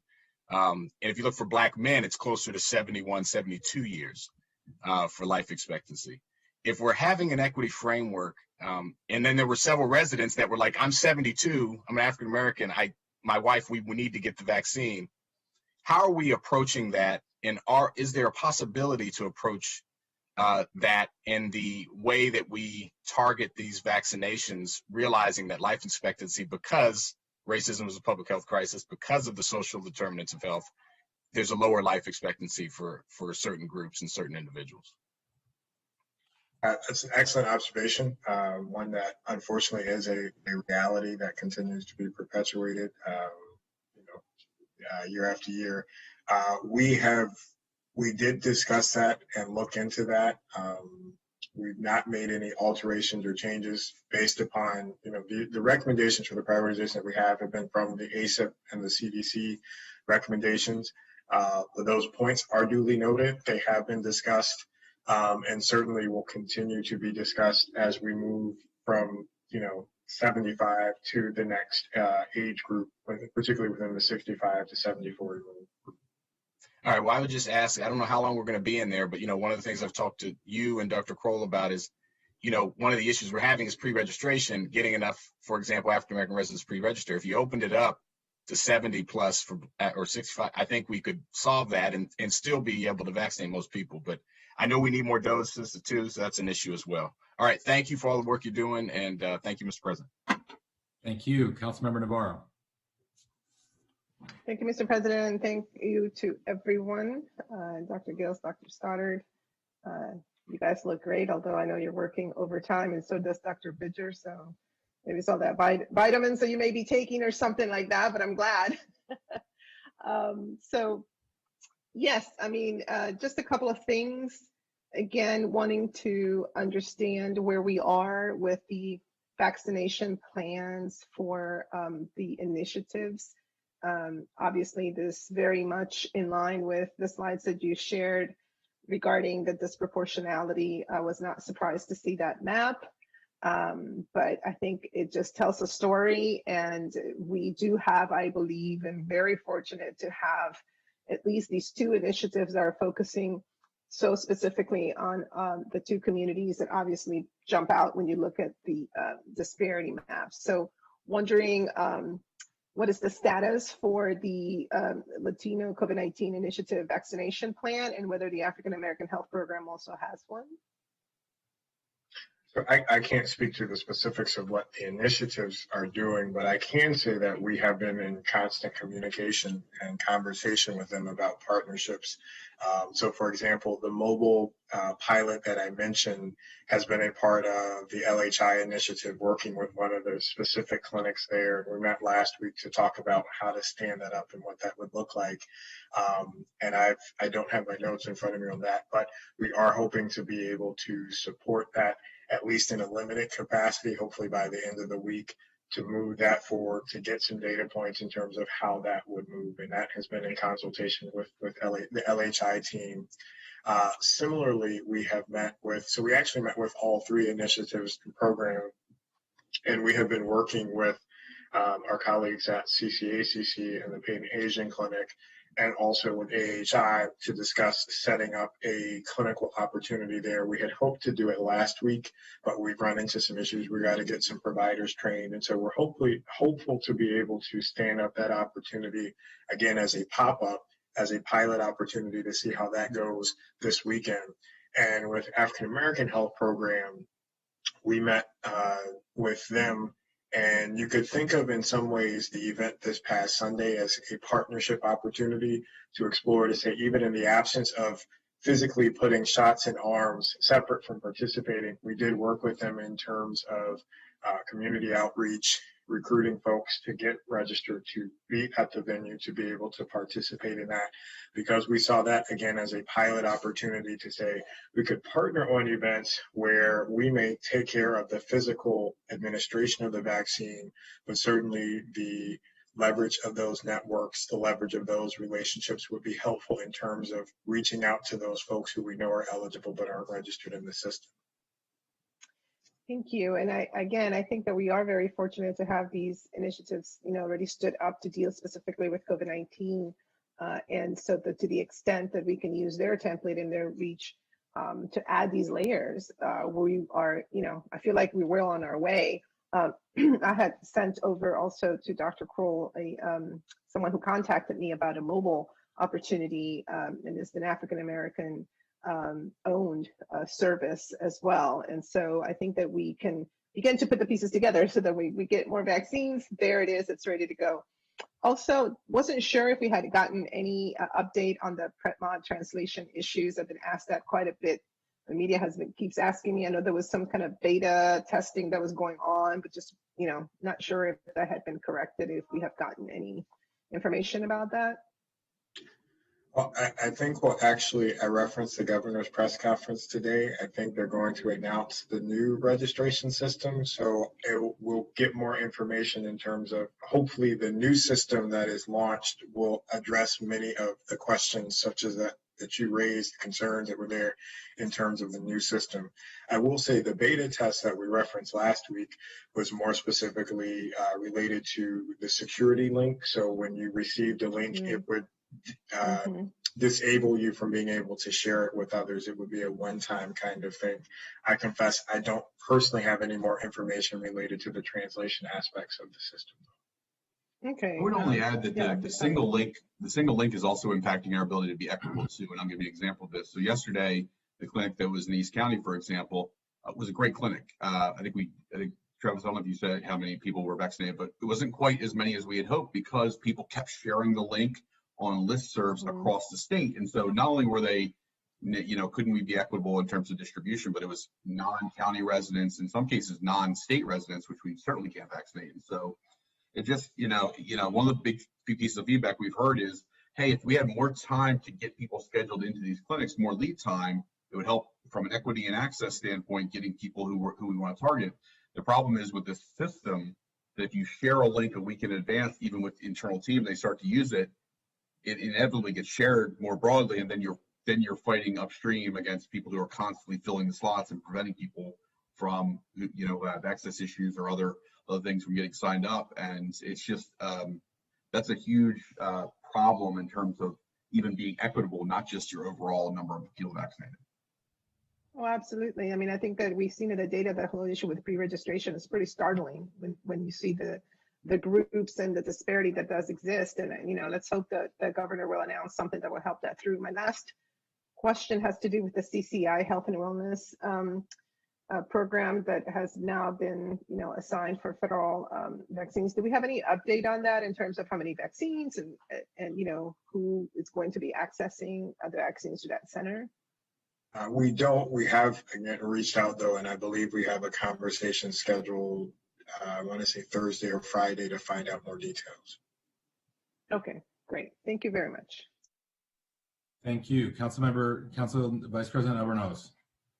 Thank you, Mr. President. First, start with a statement. It is absurd that the state of Maryland has not yet reached out to our public health team to put in place the plans to establish a mass vaccination site here in Montgomery County. It is even more absurd that the next 3 locations that they are considering are in areas that are, I'm sure the governor, when he does announce that moves to the next phase, will be moving to the next phase because of their small population and their ability to be able to vaccinate a larger percentage of their residents. It is absurd that from a public health standpoint, we, as the largest jurisdiction in the county, with the largest percentage of seniors, with the second largest percentage of minorities, have not even had a conversation about the development of a mass vaccination site here in Montgomery County. And so we are ready, Governor Hogan, to be able to stand up a mass vaccination site and have the capacity. It is in all of our best interest in order for us to be able to move that vaccination site here in Montgomery County. It will allow us to significantly catch up to where we are right now. And there continues to be this impression that Montgomery County does not have the same level of need of other jurisdictions across the state. And we are fortunate on a number of different levels. But for goodness sakes, we certainly have that need here. And so we need all of our residents. And we are all making plugs through our respective town halls. Last night's was incredible. You all did a fantastic job in educating our community about the importance of taking the vaccines based on science And I so appreciate Council members Jawando and Rice sharing their personal stories about their families, which I think is important and relevant to this discussion. So please, Governor Hogan, help us, help our residents who are your constituents as well. So sorry, just had to get that out. Well said. The second component, first is a kudos. I had the opportunity to visit our Holy Cross site recently and was very impressed with the partnership that the county has been able to stand up with Holy Cross. I know that all of our hospitals have a strong partnership and alliance with our public health team, and that through Nexus Montgomery, we've been able to meet regularly, and that has led to the ability to extend our reach, because through those partnerships, we're in a better position to outreach to residents and communities who may be homebound or have a unique set of challenges. It's what I have been hearing and learning about our private providers, Giant, Safeway, CVS, Walgreens, Rite Aid. There is clearly a willingness to partner with the county as well, but as Dr. Gales mentioned, we don't have the same level of partnership and connection that we do as we do with our hospitals, because that has been longstanding. And so I recently had a meeting with leadership from one of those companies who is being given direct access to vaccinations, and underscored their interest in partnering with the county. And so I'll be reaching out to our public health team. I know all of you are already having those conversations, but I think there's a unique opportunity for us, especially those constituent calls we're getting with tough situations that are unique and not through a partnership, we'd be in a better position to address. I think as we go to the next phase, that will be important to be able to expand our reach. And you answered two of my questions, that we still had not received information regarding the beta testing for the new registration system that Councilmember Navarro asked about. I just want to once again underscore, this is a messenger situation. This is not directed at our public health team, but to our state officials. I know there will be an announcement later this afternoon regarding an updated system, but my understanding is that is specific to the mass vaccination sites, which is good news. That does demonstrate improvement. But as we've seen with our colleagues in the state of Virginia, there is absolutely the opportunity for Maryland to be able to move in the direction of a centralized registration system, which will lead to better efficiency, which will lead to better equality, and which will lead to giving us a better chance of catching up with the vaccinations that we feel that need to be caught up. My final, I do have one last question. I've heard Dr. Gales and Dr. Stoddard, both of you, mention in public forums over the last week, and just want to confirm, we're at close to 60% of our vaccinations for folks over the age of 75. Assuming all things remain equal and we get the level of dosages we have been receiving over the last few weeks, and there aren't any unforeseen challenges, I've heard both of you say it could be somewhere between 2 and 4 weeks that we move to 65 plus. Is that accurate? And I just wanted to confirm for the public. I think so. I think we're optimistic that it will be on the sooner end rather than the later end, because again, our goal isn't to achieve 100% vaccinated. Obviously, ultimately, we want 100% of people vaccinated, but our goal would be 100% access to being able to schedule an appointment before we move to the next phase. We've been doing roughly 12 to 14% as a whole system, not just the county portion of that population each week. And so using the similar type math, that's 25 to 30% over the next 2 weeks, and we'll be almost 90% vaccinated at that point. And so we expect the last 10% will be the hardest 10% to get all of those folks on board. So just to give you a sense of where I think we're at.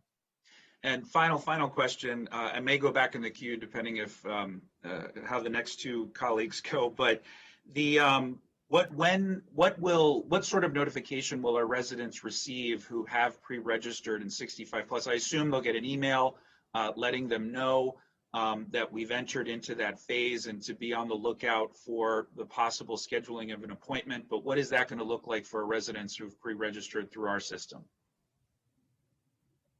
So they'll get the alert and notification that we moved on to a next phase. Obviously, 65 to 74 is larger than 75 plus in terms of population. And so recognizing that we've been in 75 plus for a month, the first person vaccinated in the 65 to 74 and the last person vaccinated in that pool will be separated by many weeks, given the doses that we have. And so they'll get a notification saying that we've moved into the next tier, but we'll just have to be very clear in our messaging that just because we're moving into the next tier does not mean instantly that everyone in that tier will have a dose of vaccine waiting for them.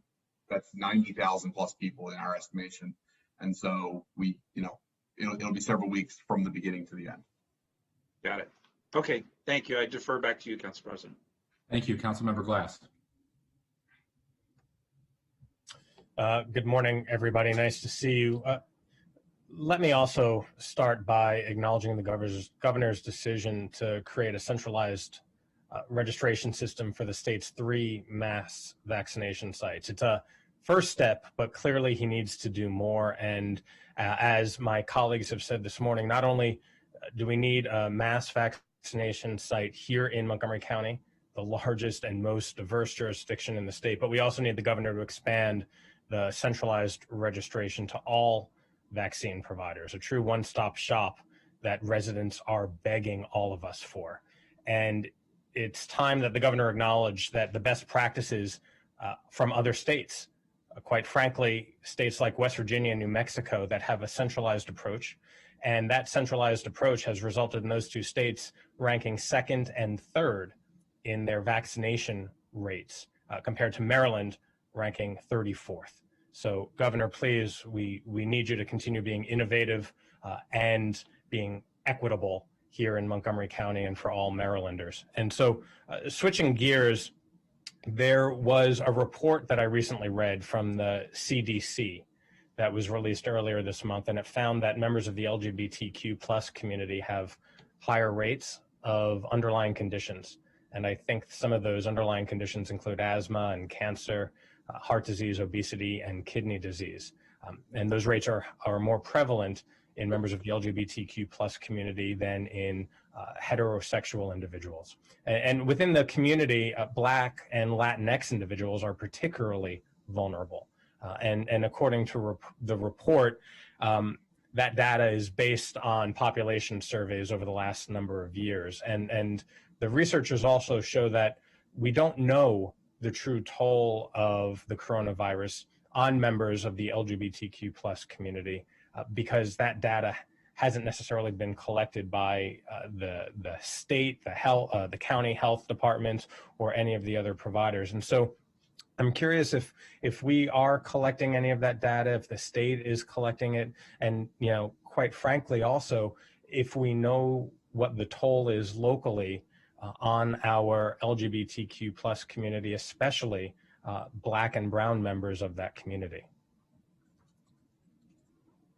Thank you, Councilmember Glass. That's an excellent point. It highlights one of the data challenges around pockets we know we are missing in COVID because so much of our surveillance data is self-reported and it is limited to age, gender, geography of residence, and in some instances, race and ethnicity. And to go back to last summer when we were trying to grapple with, disparities by race and ethnicity, we saw that there was a large pool that was missing that type of information.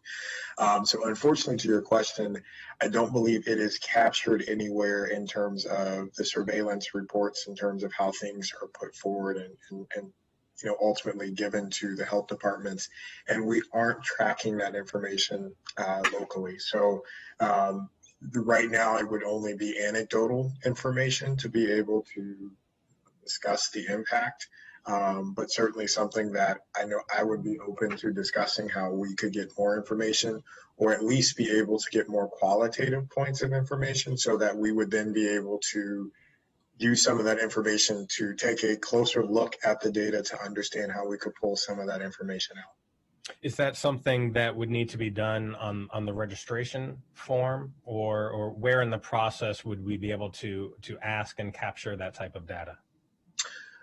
Well, I think there's a number of places. So for example, if you're looking at who's getting tested, so, I don't believe there is a a marker for that on, test registrations. I'm pretty sure it's not captured on the vaccine registration portals. I don't remember seeing that question on the PrepMod system. So actually in most venues, I don't believe there is an opportunity to put that information on, quite frankly, honestly. Okay. Okay. Well, as we have been, working through and saying since last year about our data collection and about our minority communities, this is something that is, reaching national consciousness through the CDC report. So something for us to continue working through. Excellent. Thank you very much. Thank you. Thank you, Councilmember Katz. Thank you very much, Mr. President, and thank you to Dr. Gales and Dr. Stoddard. I did want to start off by saying that I was going to mention this as well, but I sincerely agree with Vice President Albornoz about the mass vaccination sites. And I think it should be noted that we all should be so appreciative of the Montgomery County Fairgrounds. It is not owned by Montgomery County. It's a nonprofit, a private a piece of property that is owned by a nonprofit that is willing to step up to help our entire community, and that the state is not willing to let them step up with us to be their partners on this endeavor. So I think we need to emphasize that again, and to thank the Montgomery County Fairgrounds for their offer of help. And also to the question about the email for the pre-registration for those of us who are over 65. When I pre-registered, I received an email immediately back saying, thank you, you're now pre-registered. And I would hope and assume that we will be as efficient when I can actually register for an appointment. So I thank you for that. And I do have just two very quick questions.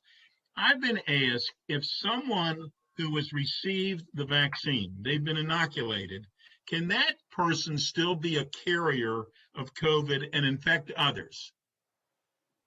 Yes. The answer is yes. Okay. Yes, so there's actually a lot of studies ongoing right now to answer. Dr. Gale's answer is correct. The answer is yes.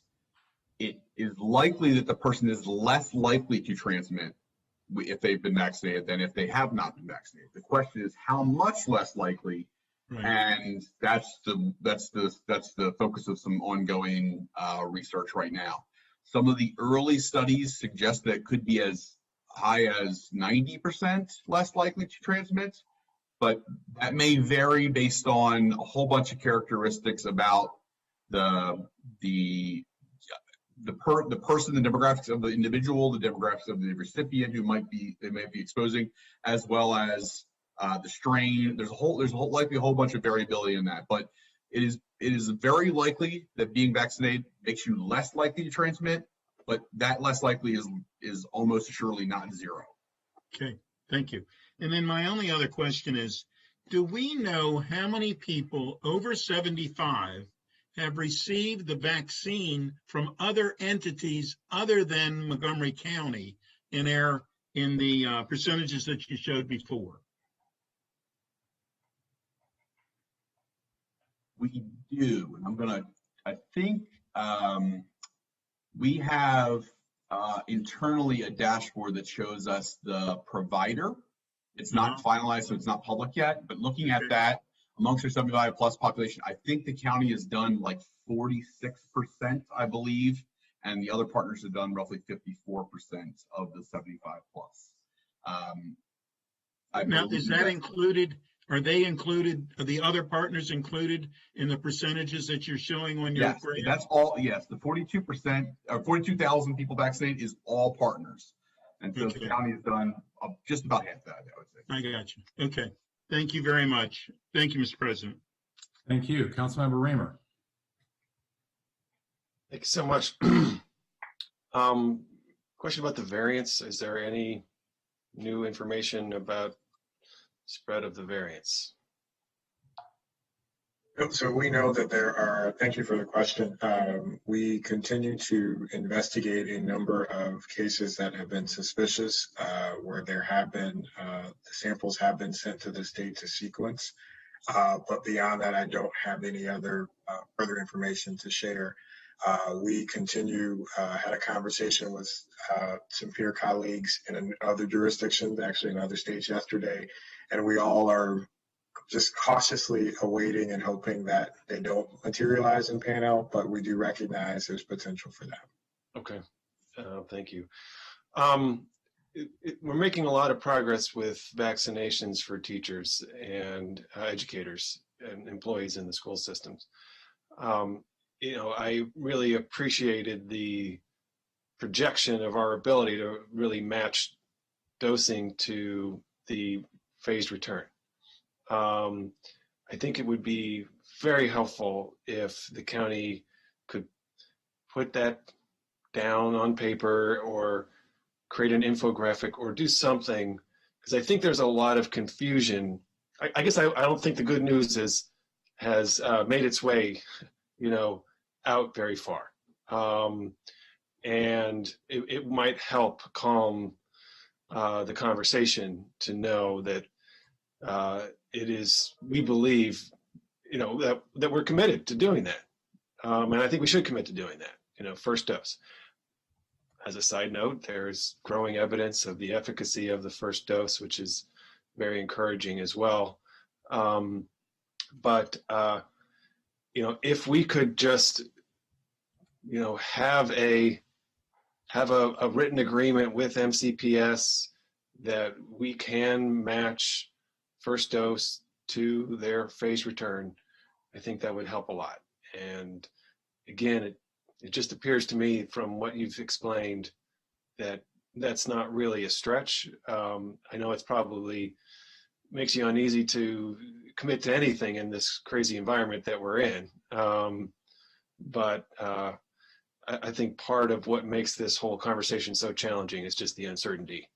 And so I just wanted to encourage you to do that. Can you talk about childcare and just explain in a very broad way where we are now with opening, or what the status of it is, but what is a timeline for childcare providers in your opinion? I guess there's two things I'm generally in agreement about continuing to hold tight, but childcare and then putting out information about spring sports. I think we have to help the leagues understand where we're likely to be, and given factors, there's certain things that might come into play, but where we're likely to be in a month, when they are hoping to be fully operating. There's other sectors that just have that long-term planning, but in any event, if you could talk a bit about childcare, and then is there a plan? Are you working on yet, or could we start to have a focus on spring sports and figuring out what we can do to clarify issues for the youth sports, especially? Sure. Thank you for your question. So I'll actually answer the second one first, because I think it could be addressed a little bit easier. Our team has continued to meet with, for example, the MCPS sports folks to do planning for. They've been meeting since last fall to discuss those practices. So a lot of those conversations are being had. We do know that there are, private sports groups that have questions. We're trying again to keep the guidance the same and universal. So what applies in one setting applies across the board. But we also have to caution folks to understand that, right now we're not going to, again, push and rush to do that. And likely when we do make recommendations for reopening, there will be some tweaks to it. For example, I believe that it's likely going to require face coverings across the board, which is different from a lot of the conversation that was had last summer. Now, as it relates to the childcare piece, that again is another area that, as Earl referenced, there's been lots of conversations with the childcare community to discuss parameters and how to operate safely. It is one of the items that is in the queue that's being discussed. As we've talked about before, if we were to move forward and reopen different segments or aspects of things, which ones should take priority over others based upon, the type of work that's being done, the need in the community from a prioritization standpoint. And childcare is one of them. We had a long conversation back in the winter about waivers and things like that. So we are thinking through what that would look like, again, if the community transmission levels continue to improve. Now, secondary to that, we have been prioritizing or using an allotment, a part of the allotment of doses that we've received to provide vaccines to child care providers, and we're trying to move them through the queue as quickly as we can. So, because we recognize they should be covered and need vaccination as well, as kids go back to school and kids and parents go back to work. So there's no definitive answers within that in terms of a timeline, other than to say that lots of the meetings to discuss those things have already begun and are in the process of coming up with some formal guidance that we can share with you all. Okay, thanks. Thank you. Council Vice President Albornoz. Thanks. As we've learned over the last year, there's two triggers that make things complicated for us, because I completely agree with the methodical and cautious approach we've taken to reopening. But as the numbers improve, as the weather gets better, as the numbers are, sustained in a sustainable way improve, other jurisdictions like us are going to be looking at reopening. And oftentimes what happens is one jurisdiction will move further than us, quicker than us, or, vice versa. My general question is, Dr. Gales, at one point there was a standing meeting that the public health leadership from the neighboring jurisdictions had. I think at one point it was almost on a weekly basis, discussing and comparing notes. Have those continued? And is there an opportunity for us to advocate to our colleagues from other jurisdictions to make sure that they're, in the same way we're asking for the state to coordinate with us, that District of Columbia, Northern Virginia, Prince George's County, Howard County also coordinate with us, because it impacts all of us when one of us makes a decision? Yes, couldn't agree more. And actually, so for the first part of your question, the health officers, those standing meetings happen pre-COVID, during COVID, after COVID. In fact, we have a touch base meeting this afternoon to talk through those things. And so we meet on a state level. The Maryland health officers meet a minimum of 3 times a week to discuss things. The National Capital Region health officers, which again, for the folks at home, includes Prince George's, Frederick, Charles, DC, and the Northern Virginia counties, we meet at least twice a month to bring together what we're doing from a regional perspective. I know the emergency managers also have a similar platform where they meet regularly. And so we are all, again, encouraging that regional approach. And in fact, spent yesterday and a little bit of this morning trying to coordinate some of those efforts because every jurisdiction is getting hit with the same questions. Everybody's numbers are improving, thankfully. But again, we want to try as best as we can to move together so that, we can keep transmission down across the borders as much as we can. We just add, the only challenge to that is that sometimes the decisions to move forward or not are not always public health driven. And so that's just a confounder in all of this, where, the desire to be synchronous with everyone else can often sometimes compete with the political pressures in one jurisdiction versus another. And, we have to balance out, do we move forward even though we don't believe it's necessarily in the best interest of the county, in the interest of being consistent with our regional partners? Those are always the toughest calls. I think, we're certainly, there's every reason to be optimistic about where we're moving based on the case totals, the vaccine dissemination increasing, the amounts that we're hearing coming from the federal government. Yes, there are these variants, and we do need to keep those on, front burner, keep focusing on those. But again, as the vaccinations become readily available, as we move out of the winter months into more temperate, seasonality, we're certainly moving in the right direction. I think you'll see that reflected in some of the recommendations that we'll be making over the coming weeks. Again, we were really just 2 weeks. We'll be 2 weeks this coming Sunday removed from the executives and the council's decision to open up indoor dining.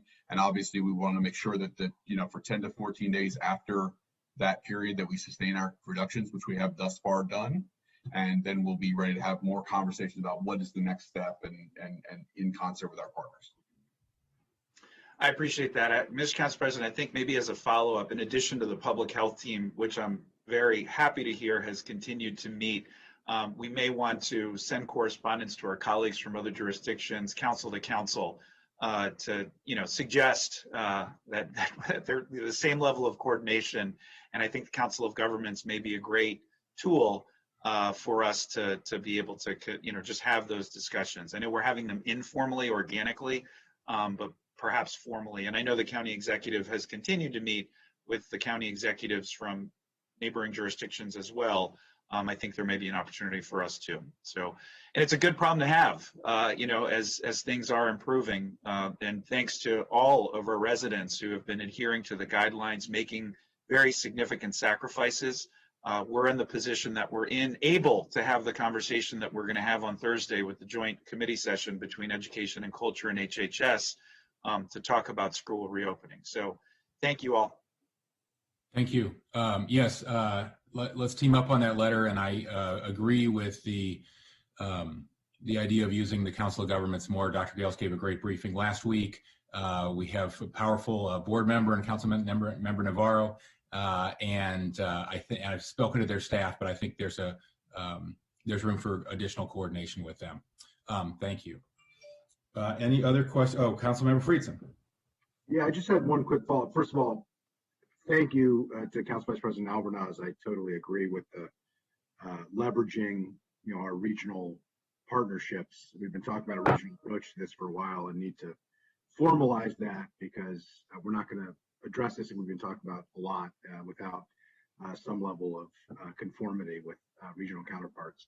I did just have a quick question. We talked a lot about the mass vaccination site. I share the frustration and concerns that everybody else has with the largest jurisdiction in the state. We absolutely should have and need to have a mass vaccination site. I know the fairgrounds is an area that has been talked about quite a bit. I just was curious, have we sent a formal written proposal with clinical partners and operational dynamics and staffing, to the state? Has the county executive, followed up with that directly with the governor? Have there been any meetings? There was that productive meeting several weeks ago between the governor and the county executive that from all accounts was positive and constructive. Has that occurred? Have we sent some form of a formal written proposal, and have there been any follow-up, direct conversations between the county executive and the governor, either by phone or virtually or in person?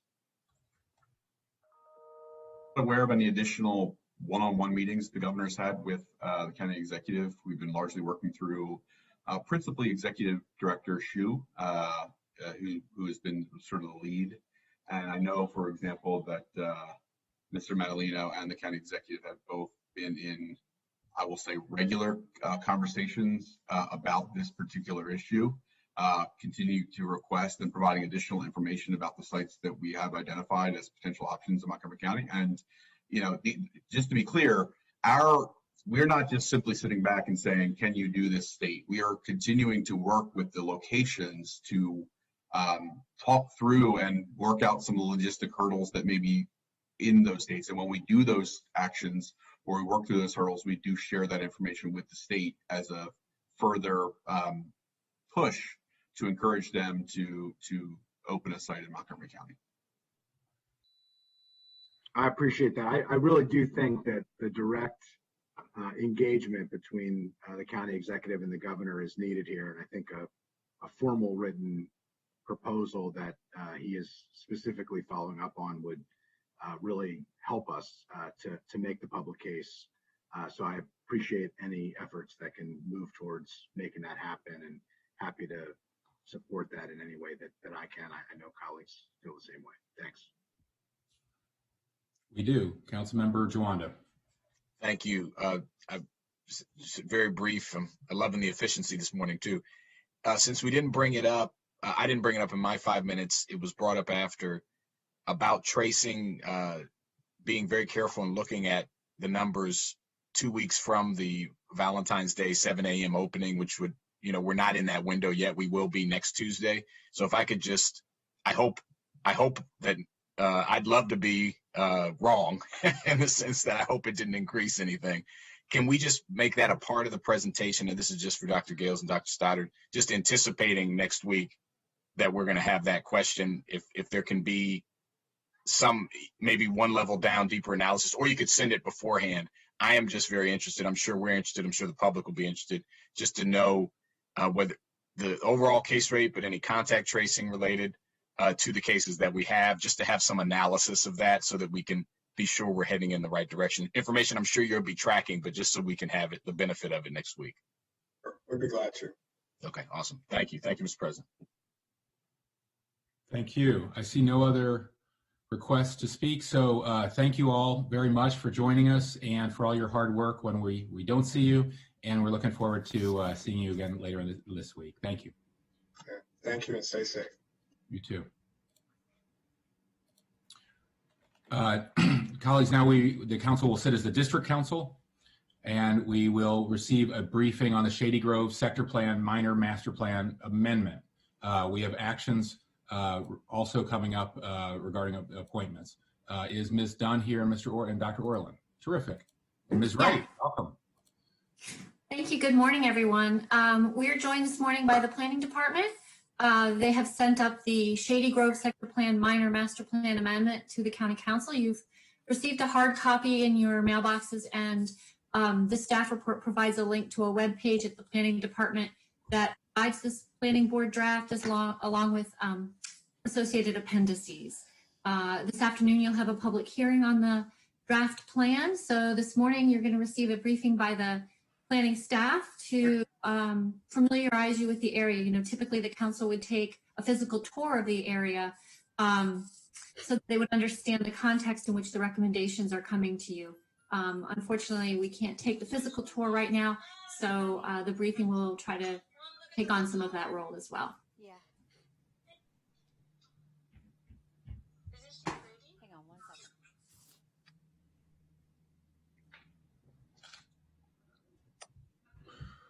And Mr. President, would it be appropriate for me to introduce this?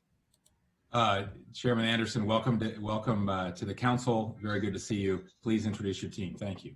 Thank you. We have Gwen Wright, Carrie Sanders, Nikosi Yearwood, and the rest of the team that worked on the plan. I just wanted to highlight a couple things before we get into this, and I won't try not to say anything I'm going to say tonight or this afternoon at the public hearing, but I just wanted to point out a couple things. Obviously, Shady Grove is an underutilized transit station, and the point of this master plan amendment is try to remove some of the obstacles to taking fuller advantage of the area. It builds on the 2006 sector plan, and I want to highlight a couple things that I think are probably among the key decision points that you'll have to make about this plan. The first is concerning staging and the transportation adequacy. This plan, following our recent practice, has recommended removing staging requirements because we found that it winds up really creating, in some cases, insurmountable obstacles to the county's land use, economic development, and even transportation goals. In particular, we do not recommend an interchange at the intersection of Maryland 355 and Goody Drive, and staff will get into that in more detail, but I just wanted to highlight that for you because that is, I think, consistent with the council's more recent direction in terms of emphasizing non-auto modes, Vision Zero, and the like, and also because we think that there are better solutions even to traffic congestion than adding a $70+ million interchange.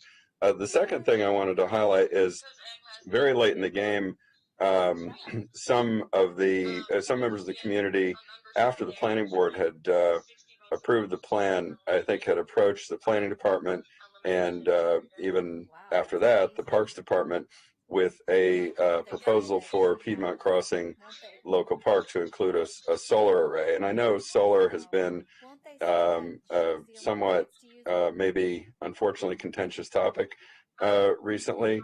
The request has come in to make a recommendation in the master plan to add a solar array at Piedmont Crossing. And I think our position on that right now from the Parks Department is definitely maybe, which is to say that a master plan is probably not the appropriate place to determine what the program should be for this park.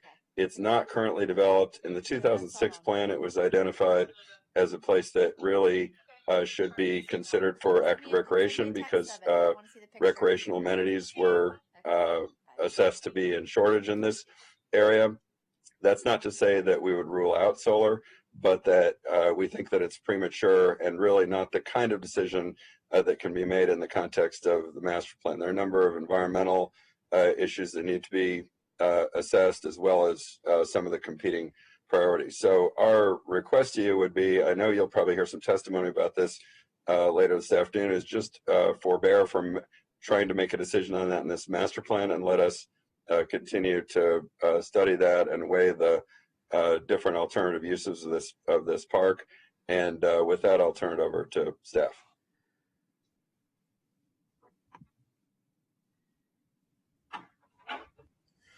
Good morning, members of the council and Coast-Sherwood planning staff. So I will give you an overview. We'll also highlight some areas virtually using Google Street View to supplement for not being in person and being on a bus. So to get us going, certain contexts, Shady Grove, as the chair mentioned, is a terminal metro station, end of the red line. It's surrounded by the municipalities of Gaithersburg, Rockville, and the town of Washington Grove. The last time this area was comprehensively re-examined was between 2002 and 2006. And that plan is a staging plan that accommodates development with new infrastructure triggers.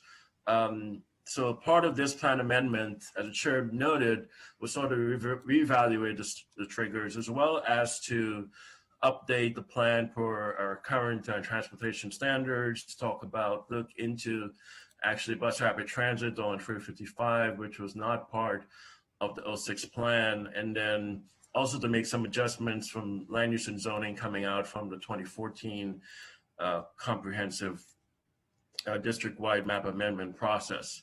So the 06 plan is actually a very good plan, and one of the bold things within it was the redevelopment of the county service park. So much of that has gotten on the way. The west side has new development, a variety of townhouses, multifamily have been built and actually continuing to be built out.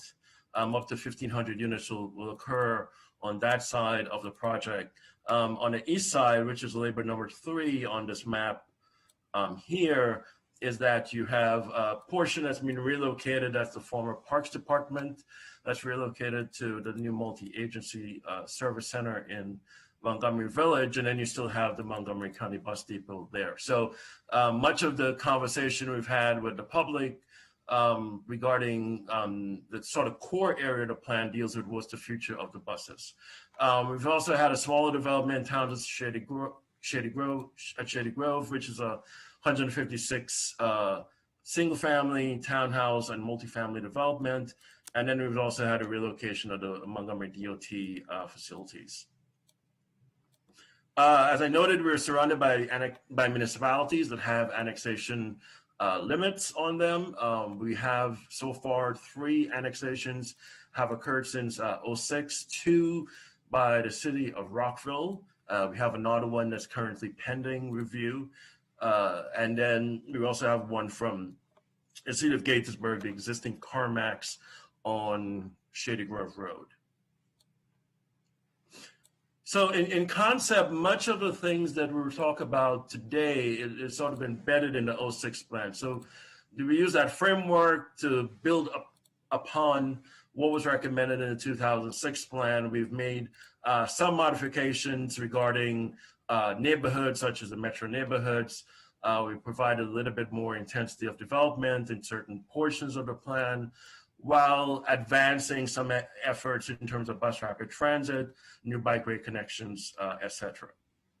So in brief, in terms of an overall view in terms of land use and zoning, the plan is recommending roughly 4,500 new residential units, about 2 million square feet of non-residential. It's calling for the complete relocation of the county service park, including the buses that are there today, and providing a bit more height and density for the properties surrounding the metro station. As the chair noted, the board's draft plan is not recommending staging. We are recommending some modifications to the highway capacity manual standard for the intersection of Frederick Road and Goody Drive. And the plan is also increasing some of the non-Northern Drive and mature goals of the plan area, as well as increasing the size of the existing Shady Grove Transportation Management District. Much of the community facilities in the plan were called for in the 06 plan. We're carrying forward all of those recommendations. One that's new is the potential recreation center. The 06 plan had considered that as a possibility. Our discussions with Department of Recreation, they're looking to have a recreation center within this portion of the Mid-County area, and we are recommending the general Shady Grove neighborhoods where that future community center could be located. The library should be part of the county service park development on the west side, and that should be implemented in the coming years. Likewise, we're carrying forward a recommendation for the fire station at 355 and Shady Grove Road. We do have one historic master plan listing in the draft plan update. Currently, we have one historic listing, which is a Durwood, the Crab family, which is in the old Durwood neighborhood. The image on the left is the photograph, is the Durwood store and post office, which has been abandoned for a number of years, but we've worked with a property owner to have the property listed currently on the locational atlas. The HPC, Historic Preservation Commission, is recommending it as well to be placed on a master plan for historic preservation. And we have recommending a zone that permits the retention of the building with some additional development on the site.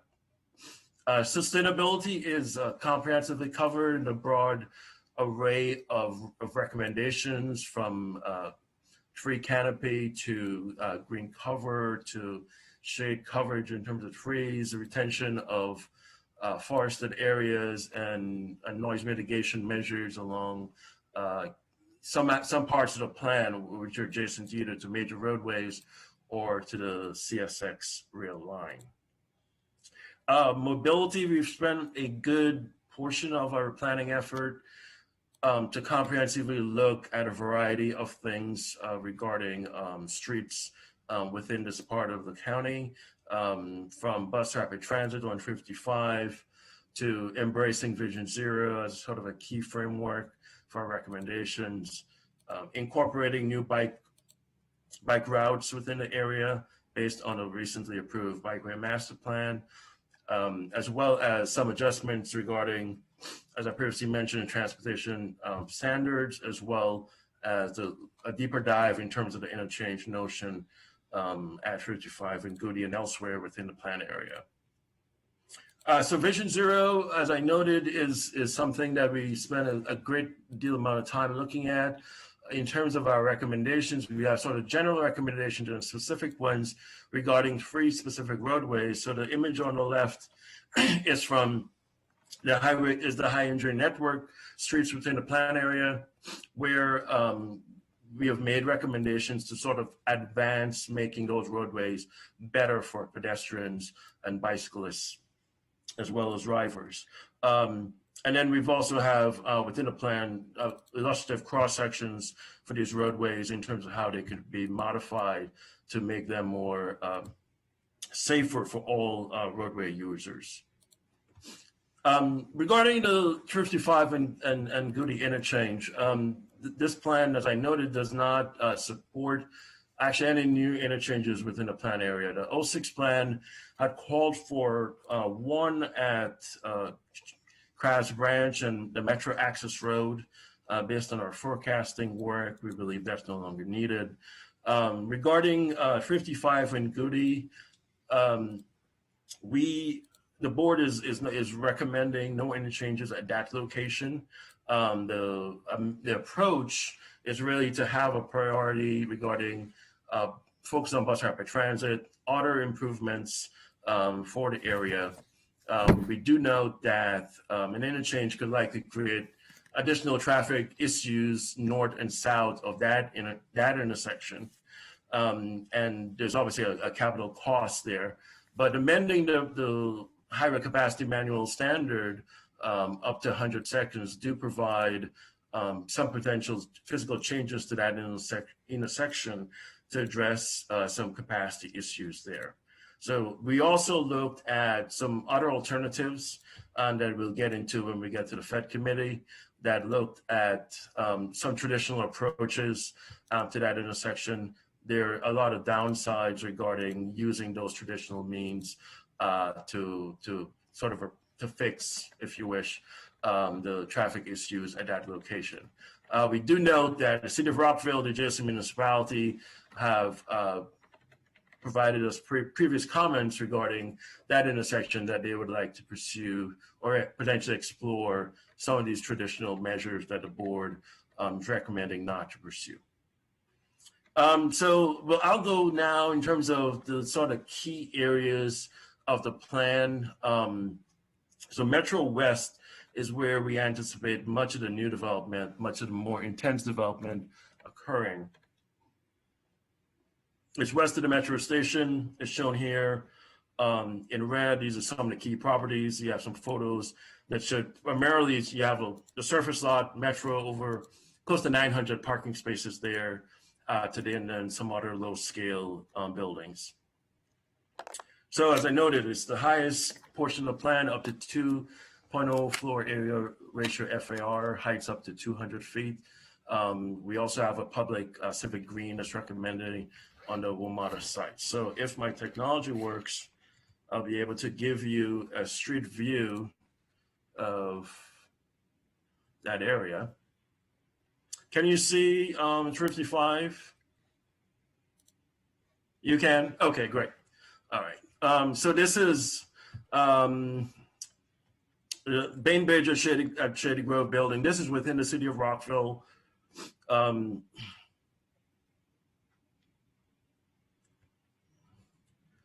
So this road, this is King Farm Boulevard extended. It takes you directly up to the Metro station.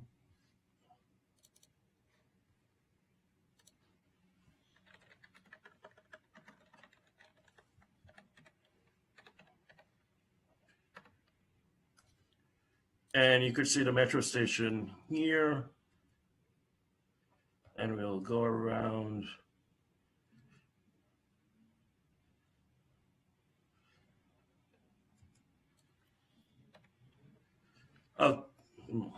Let me turn back.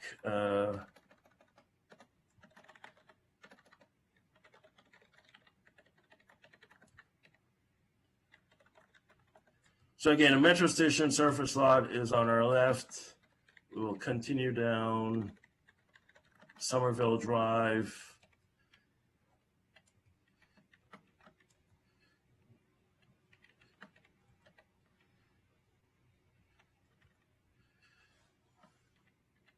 And this is all another low scale. Roberts Oxygen is that building, this building here. Turn around the Metro station, and then further. This is the intersection of Redland Road and Somerville Drive. Across the street is the area which you call Metro South. That's a vacant property, and you have a variety of other low scale buildings. And this is Redland Road, not a low scale buildings that showed, that's Metro South area, this building here. And then we're back to the intersection of 55 and Redland Road, 7-Eleven, the Montgomery County Teachers Credit Union building is here. So Metro South is shown here in red between Redland Road, the tracks, Frederick Road, MD 55. This area, the plan is recommending building heights up to 120 feet. More than the current plan, we've made some adjustments regarding future roadway connections in the area, moving away from some of the precise aspects of the 06 plan, and we're going up to as well as 2.0 FAR. I also give you previously I gave you a little view of Metro South, and I'll just keep moving. So what we've done in terms of an illustrative redevelopment concept here is to show you what can potentially happen based on the board's recommendation. So to orient you, the metro station is here, shown near these purple buildings. Those are the potential buildings that could go up to 200 feet or that to the maximum. The green is the recommended open space. And then you have the two brown buildings here. These are two properties, I should say, that have been annexed into the city of Rockville. And then those buildings are shown here in this sort of fuchsia green color are properties that can redevelop in the near term, just given because of their size and property ownership. And those that are shown in blue, also zoned for high intensity development, but they're more sort of long-term in nature, such as the Montgomery County Teachers Credit Union building. We don't anticipate that being torn down and redeveloping in the near term, but potentially in the long term. Likewise, some of the properties here along MD 55, just given the ownership, property configurations, etc., you need to consolidate properties to really have to take advantage of what's being recommended by the board. The Old Durwood area is an area south of Redland Road. It is composed of a variety of properties, including the proposed master plan listing for the Durwood Store and Post Office. It also has the vehicle emissions location hidden back there. There's a church there, as well as an established residential community, some properties going back to the 18 or 1900s. So the key recommendation here within Old Durwood is the master plan listing for the Old Durwood store and the Durwood Store and Post Office, and then making some other land use and zoning adjustments regarding some of the properties there. And I'll do another Google map view of the area. So this image is of the existing Durwood Store and Post Office. We will spin around. And then this building here, this is a sort of a light industrial office condominium building. We're recommending a floating zone on top of it for potential redevelopment of that site.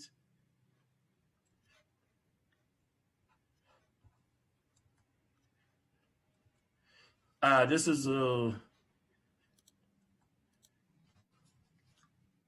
here is the vehicle emissions property here. This is the Towns with Shady Grove. Today we would call it a missing middle project because you have all three types of residential development on it: townhouses, multifamily, as well as a single family. And then to our swing around here, you have a variety of established residential a single family neighborhood.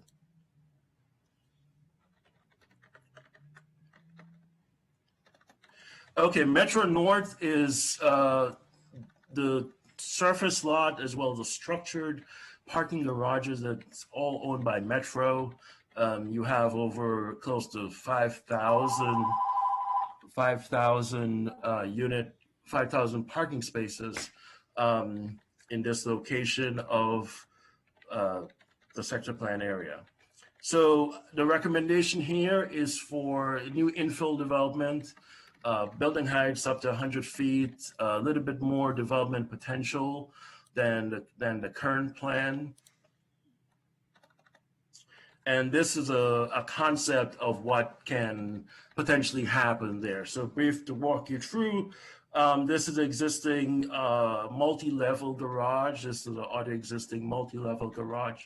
Today, the buildings shown in purple are essentially today they're surface parking areas. Well, we do have a stream and a kiss and ride parking area.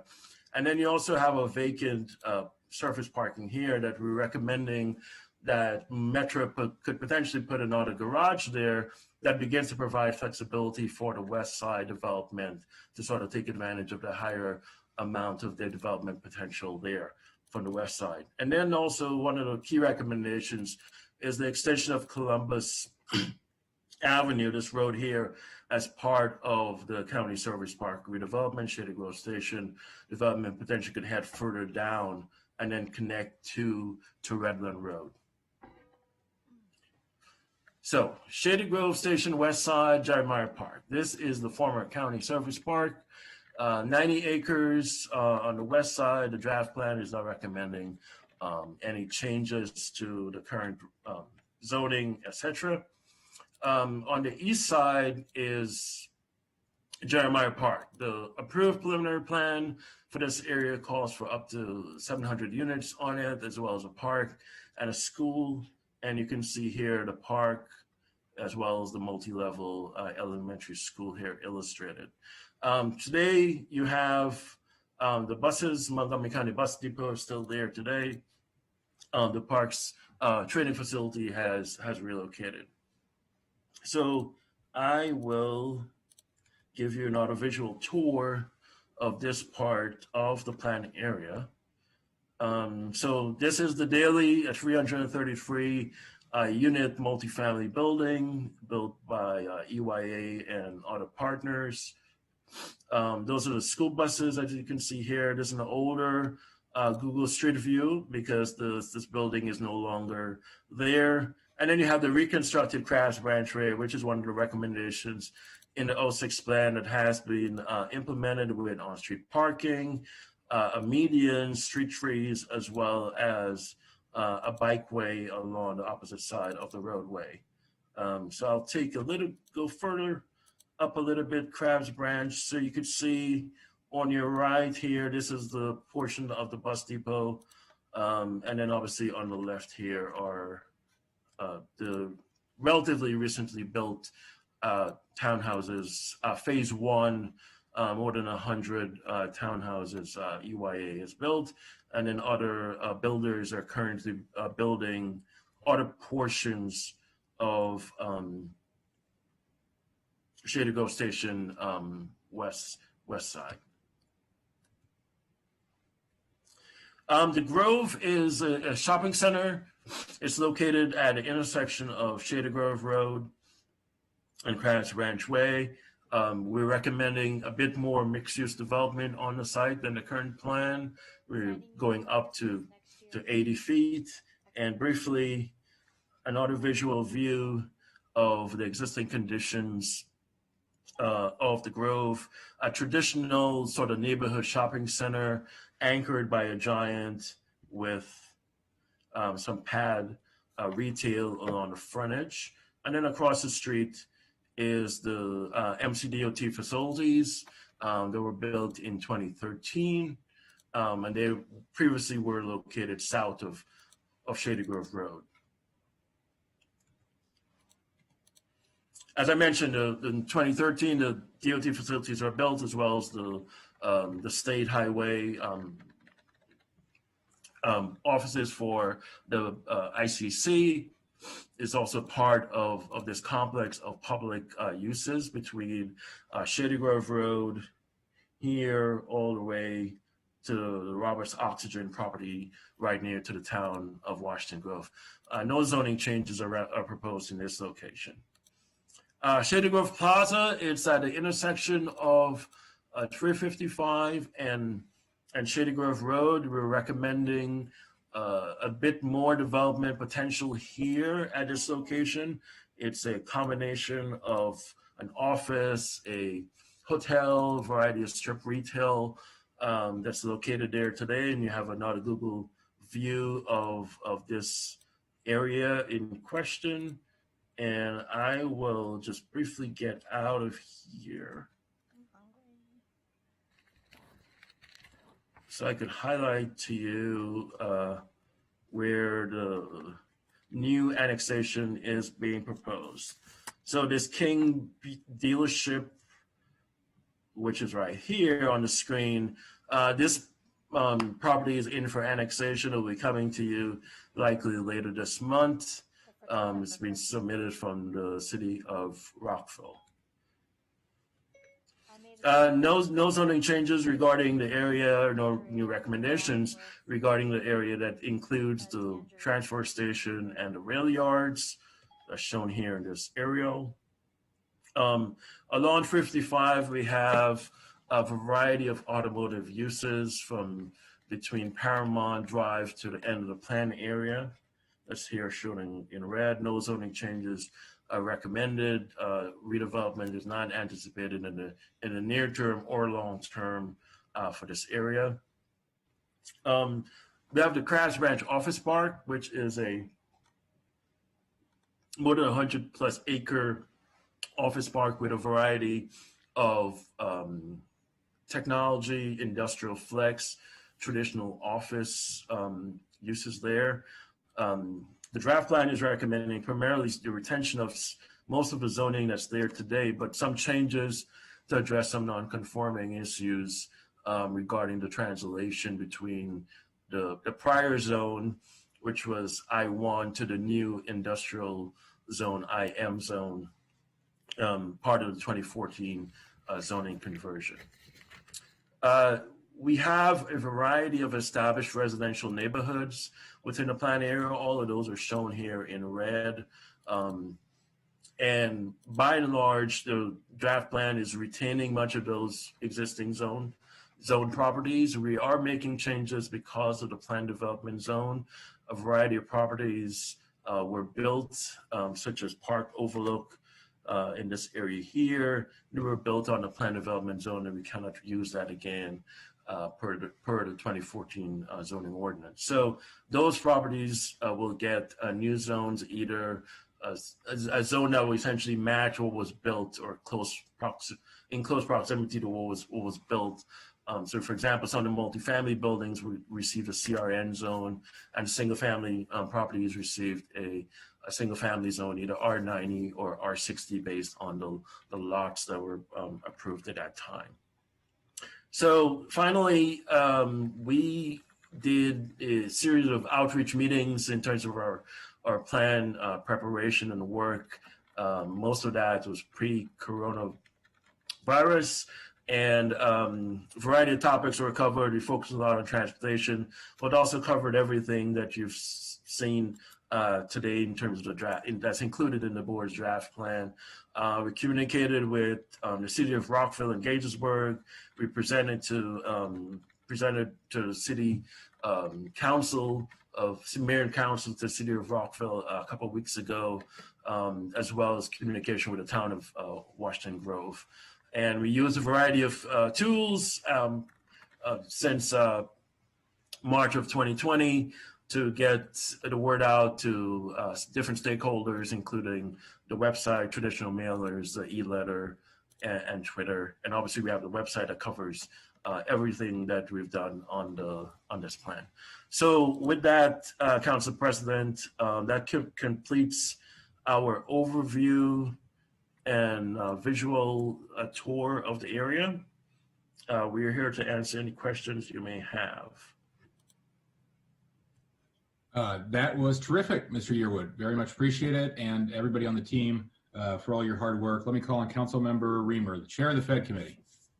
Thank you. Great presentation. Just want to really express thanks to planning for bringing the community through this process. It's been a really important one, and I think there's a lot of really good recommendations here. This is a part of the county that really does need to accelerate change and development. You know, it's very metro accessible, and yet much of that area is, you know, I think highly underdeveloped. So fixing some past mistakes with staging, it's nice that there's strong community support for aggressive smart growth here, or more aggressive smart growth here. It's really, it's been an evolution, I think, in the county towards that. And I look forward to taking it up. I know the issue of the bus depot is going to be, it's not something we can resolve in this plan, but I think we have to get an update on progress towards relocating that MCPS bus depot in this conversation, because it's highly relevant to the success of the plan. And I would just note that the WMATA tax incentive that the council adopted is going to have a huge impact on the viability of making some of this happen. And, Metro has already been very, energetic and optimistic about what they can do there now as a result of that. So I look forward to taking up at Fed. Lots to work our way through, but thanks to the team. We got a terrific team at planning, and thank you to the board for bringing this to us.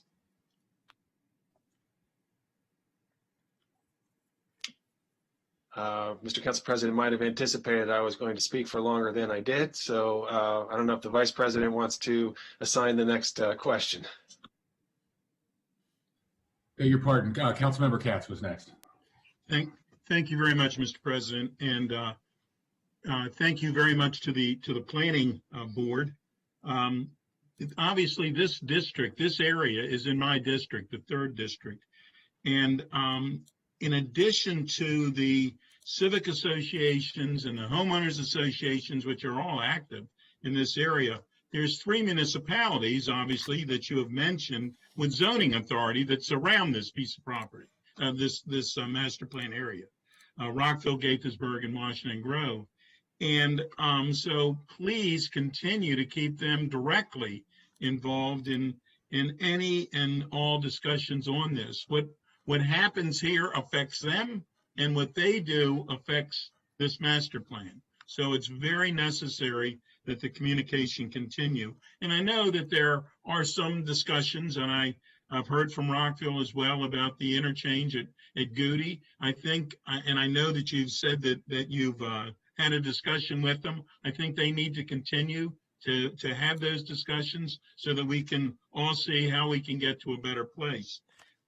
As far as Piedmont Park and the solar discussion, and I know the mayor of Washington Grove is going to speak at the public hearing this afternoon, so I'm not going to speak for him, but I know that they're supportive of it. I'm supportive of solar there. But my question is, if it is not included in this master plan, and I heard Chair Anderson say it's a definite maybe.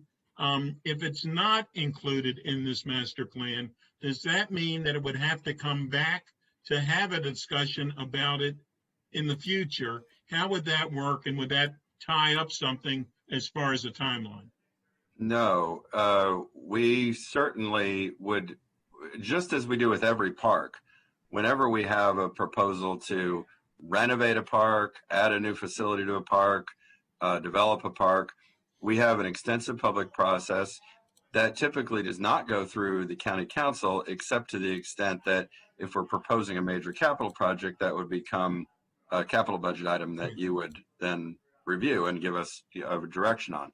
So you would still have a role in it either way, because whether we're building a solar farm or we're building a soccer field or whatever it is, that would all go through the budget process. But the short answer to your question is, not saying anything in this plan, it'd be without prejudice to any particular use. And we have a quite elaborate process, as you know, to study these issues in the context both of the needs for solar. And as you know, we have 2 solar farms now, and we're continuing to explore other park locations to put solar facilities. So it's not like if you didn't say put solar here, we're going to stop putting in solar farms. We're going to add solar everywhere we can for the foreseeable future.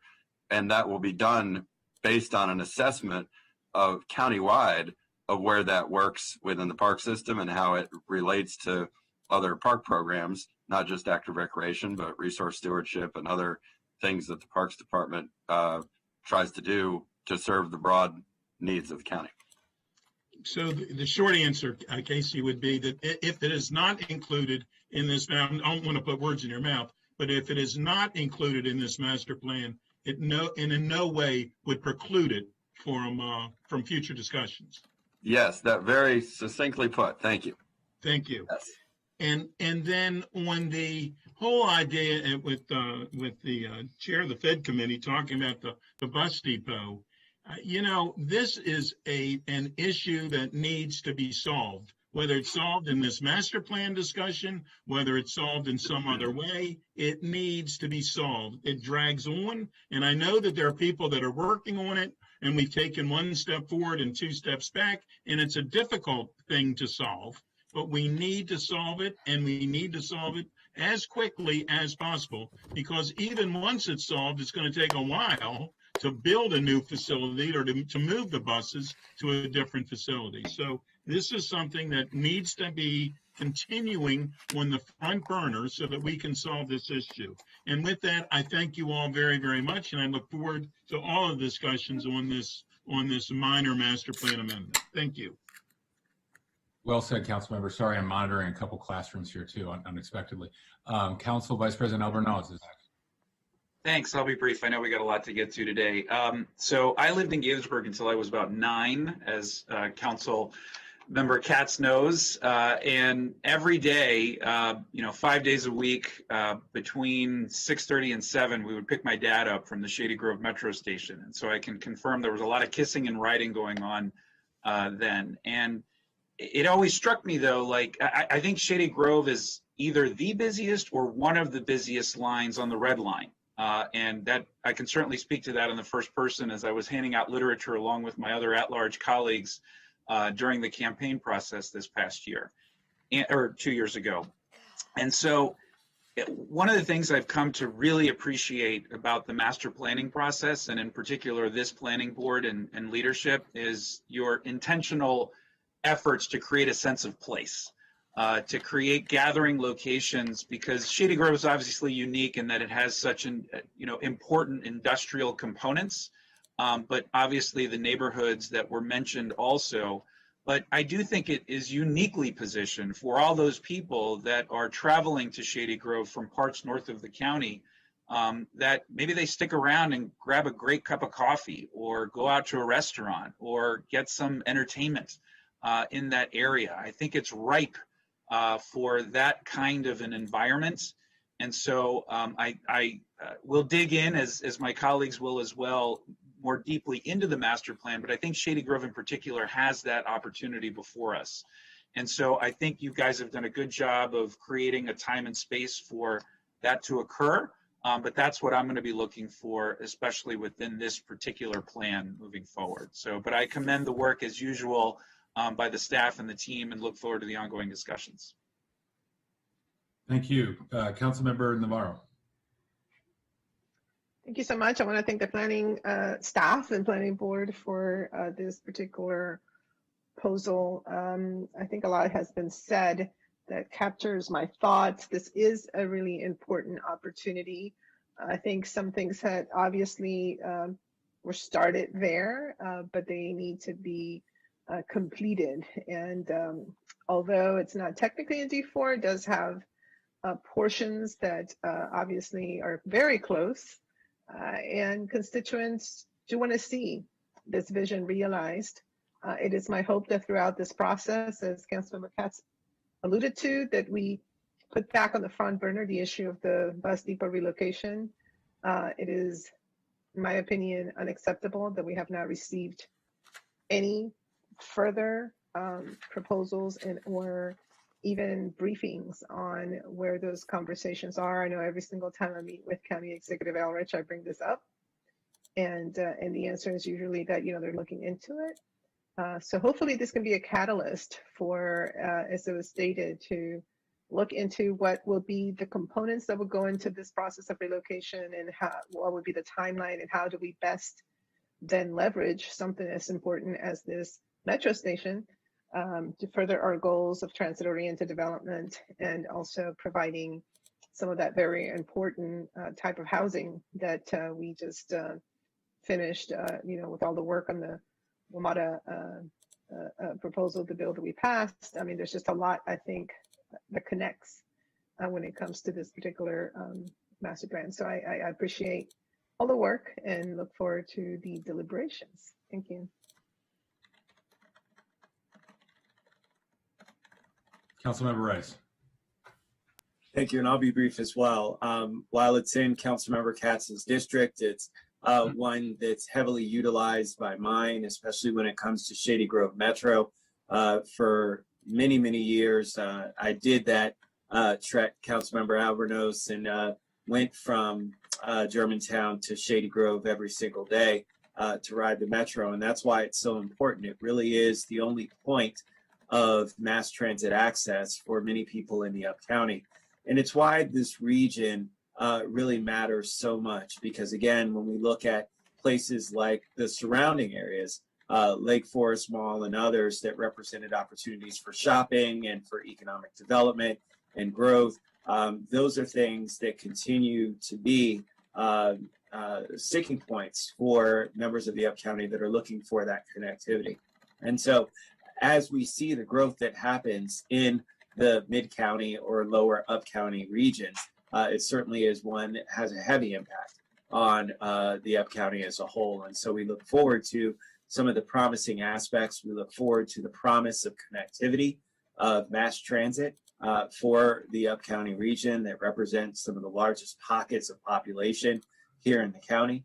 It is incredibly important. And so I look forward to continuing to work with planning board staff and my colleagues to make sure that we don't lose sight of that, similar to what Councilmember Navarro is talking about in the East County, and making sure that we continue to promote connectivity, especially for residents that are primarily of color and unfortunately sometimes of lower socioeconomic status. We just heard a briefing this morning from our health department and talking about the zip codes that are most heavily impacted by COVID. If you look at those numbers, those are the same areas that Councilmember Katz represents, that Councilmember Navarro represents, that I represent, and Councilmember Hucker represents. So I'm not forgetting you, Councilmember Hucker, I got you. and it really is one in which, part of that lack of connectivity is a big part of it. The lack of economic development is a big part of it. And so the more we can do to continue to foster development, opportunity, access, is going to help our residents as a whole. And so like I said, again, look forward to the progress, and I need to just reiterate that we need to stress the importance of including some of those heavily impacted communities from our racial equity and social justice lens to ensure that we're moving those folks forward. So thank you. Yep, Councilmember Glass. Thank you, Mr. President. Most of what I wanted to say has been said, so I will just extend my acknowledgement and associate myself with Fed Committee Chair Reamer's comments about the WMATA housing bill and the excitement that could generate at this location. Nearly all of my colleagues' comments about the bus depot and the exciting proposals and change that is needed, right, at this central site with the adjacency to Metro. But one thing that I don't think I heard, but I'm curious about how it's entering into your conversations and deliberations here. There's certainly a lot of online chatter about possibly a monorail, right? And I'm just curious how that is factored into planning at this early stage. But we have a ongoing plan quarter forward, and Patrick Reed is actually staffing that. He's on this Teams call. I'd invite him to just give you the 30-second update since you bring it up. It's actually pretty exciting looking at all these different transit pieces in this area. Thank you. Sure. Hi there, Patrick Reed, transportation planner in the Mid-County. That's accurate. We're doing a planning effort called Quarter Forward, which is also known as the I-270 transit plan. And that process is to sort of look at prioritizing projects that could serve the I-270 corridor to help everybody develop some consensus around which projects are going to do the heaviest lift for the county. Monorail was one of the options that we looked at in our initial bunch because there has been a lot of interest, particularly from the High Road Foundation. They've been pushing that along and working with different parties along the corridor and in the state. And so that actually made it through our pre-screening process to our final 6 options to kind of look at what geography should be served and the best modes to do it. So we'll be working and evaluating and putting our pencils to paper to figure that out. And please stay tuned. Look forward to presenting you, I think in the spring of 2021 is sort of our time frame for that. Great, thank you for that update. I know some have dismissed the monorail concept as a novelty, but I'm intrigued by it, and I'm glad to hear that you are as well, so much so that you're including it in further review. So thank you for that work and look forward to continued conversation. Okay, I don't see any other requests to speak. So thank you, council member.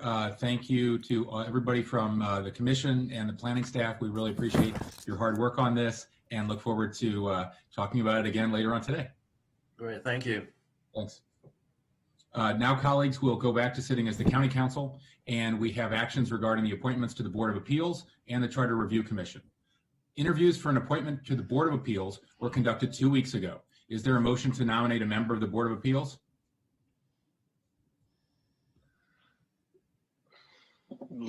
Okay, can you, does someone have that prepared? Sorry.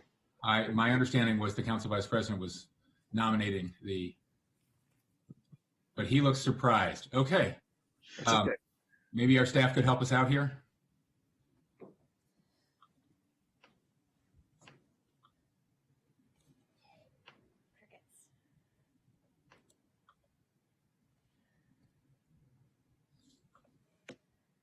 Ms. Michelson?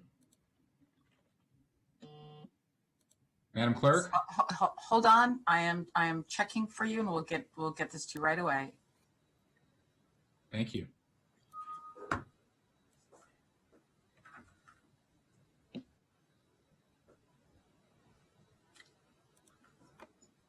Do you want to just take a pause for 2 minutes and get a glass of water, and then we'll come back?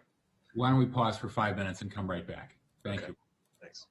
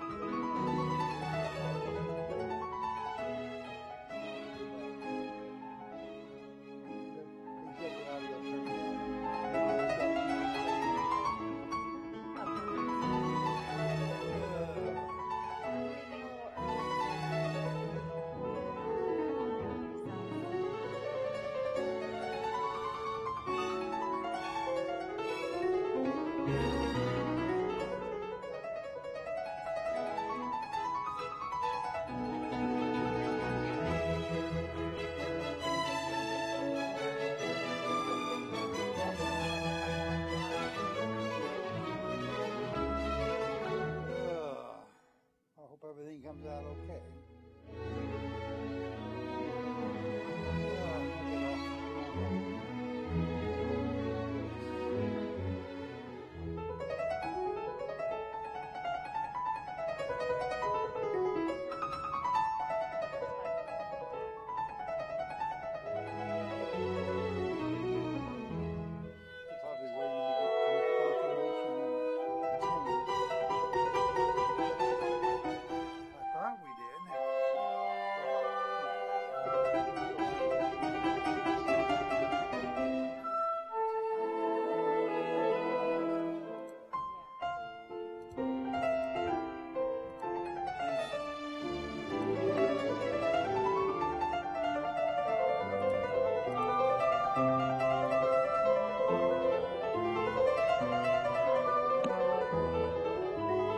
The good news is we're actually ahead of schedule.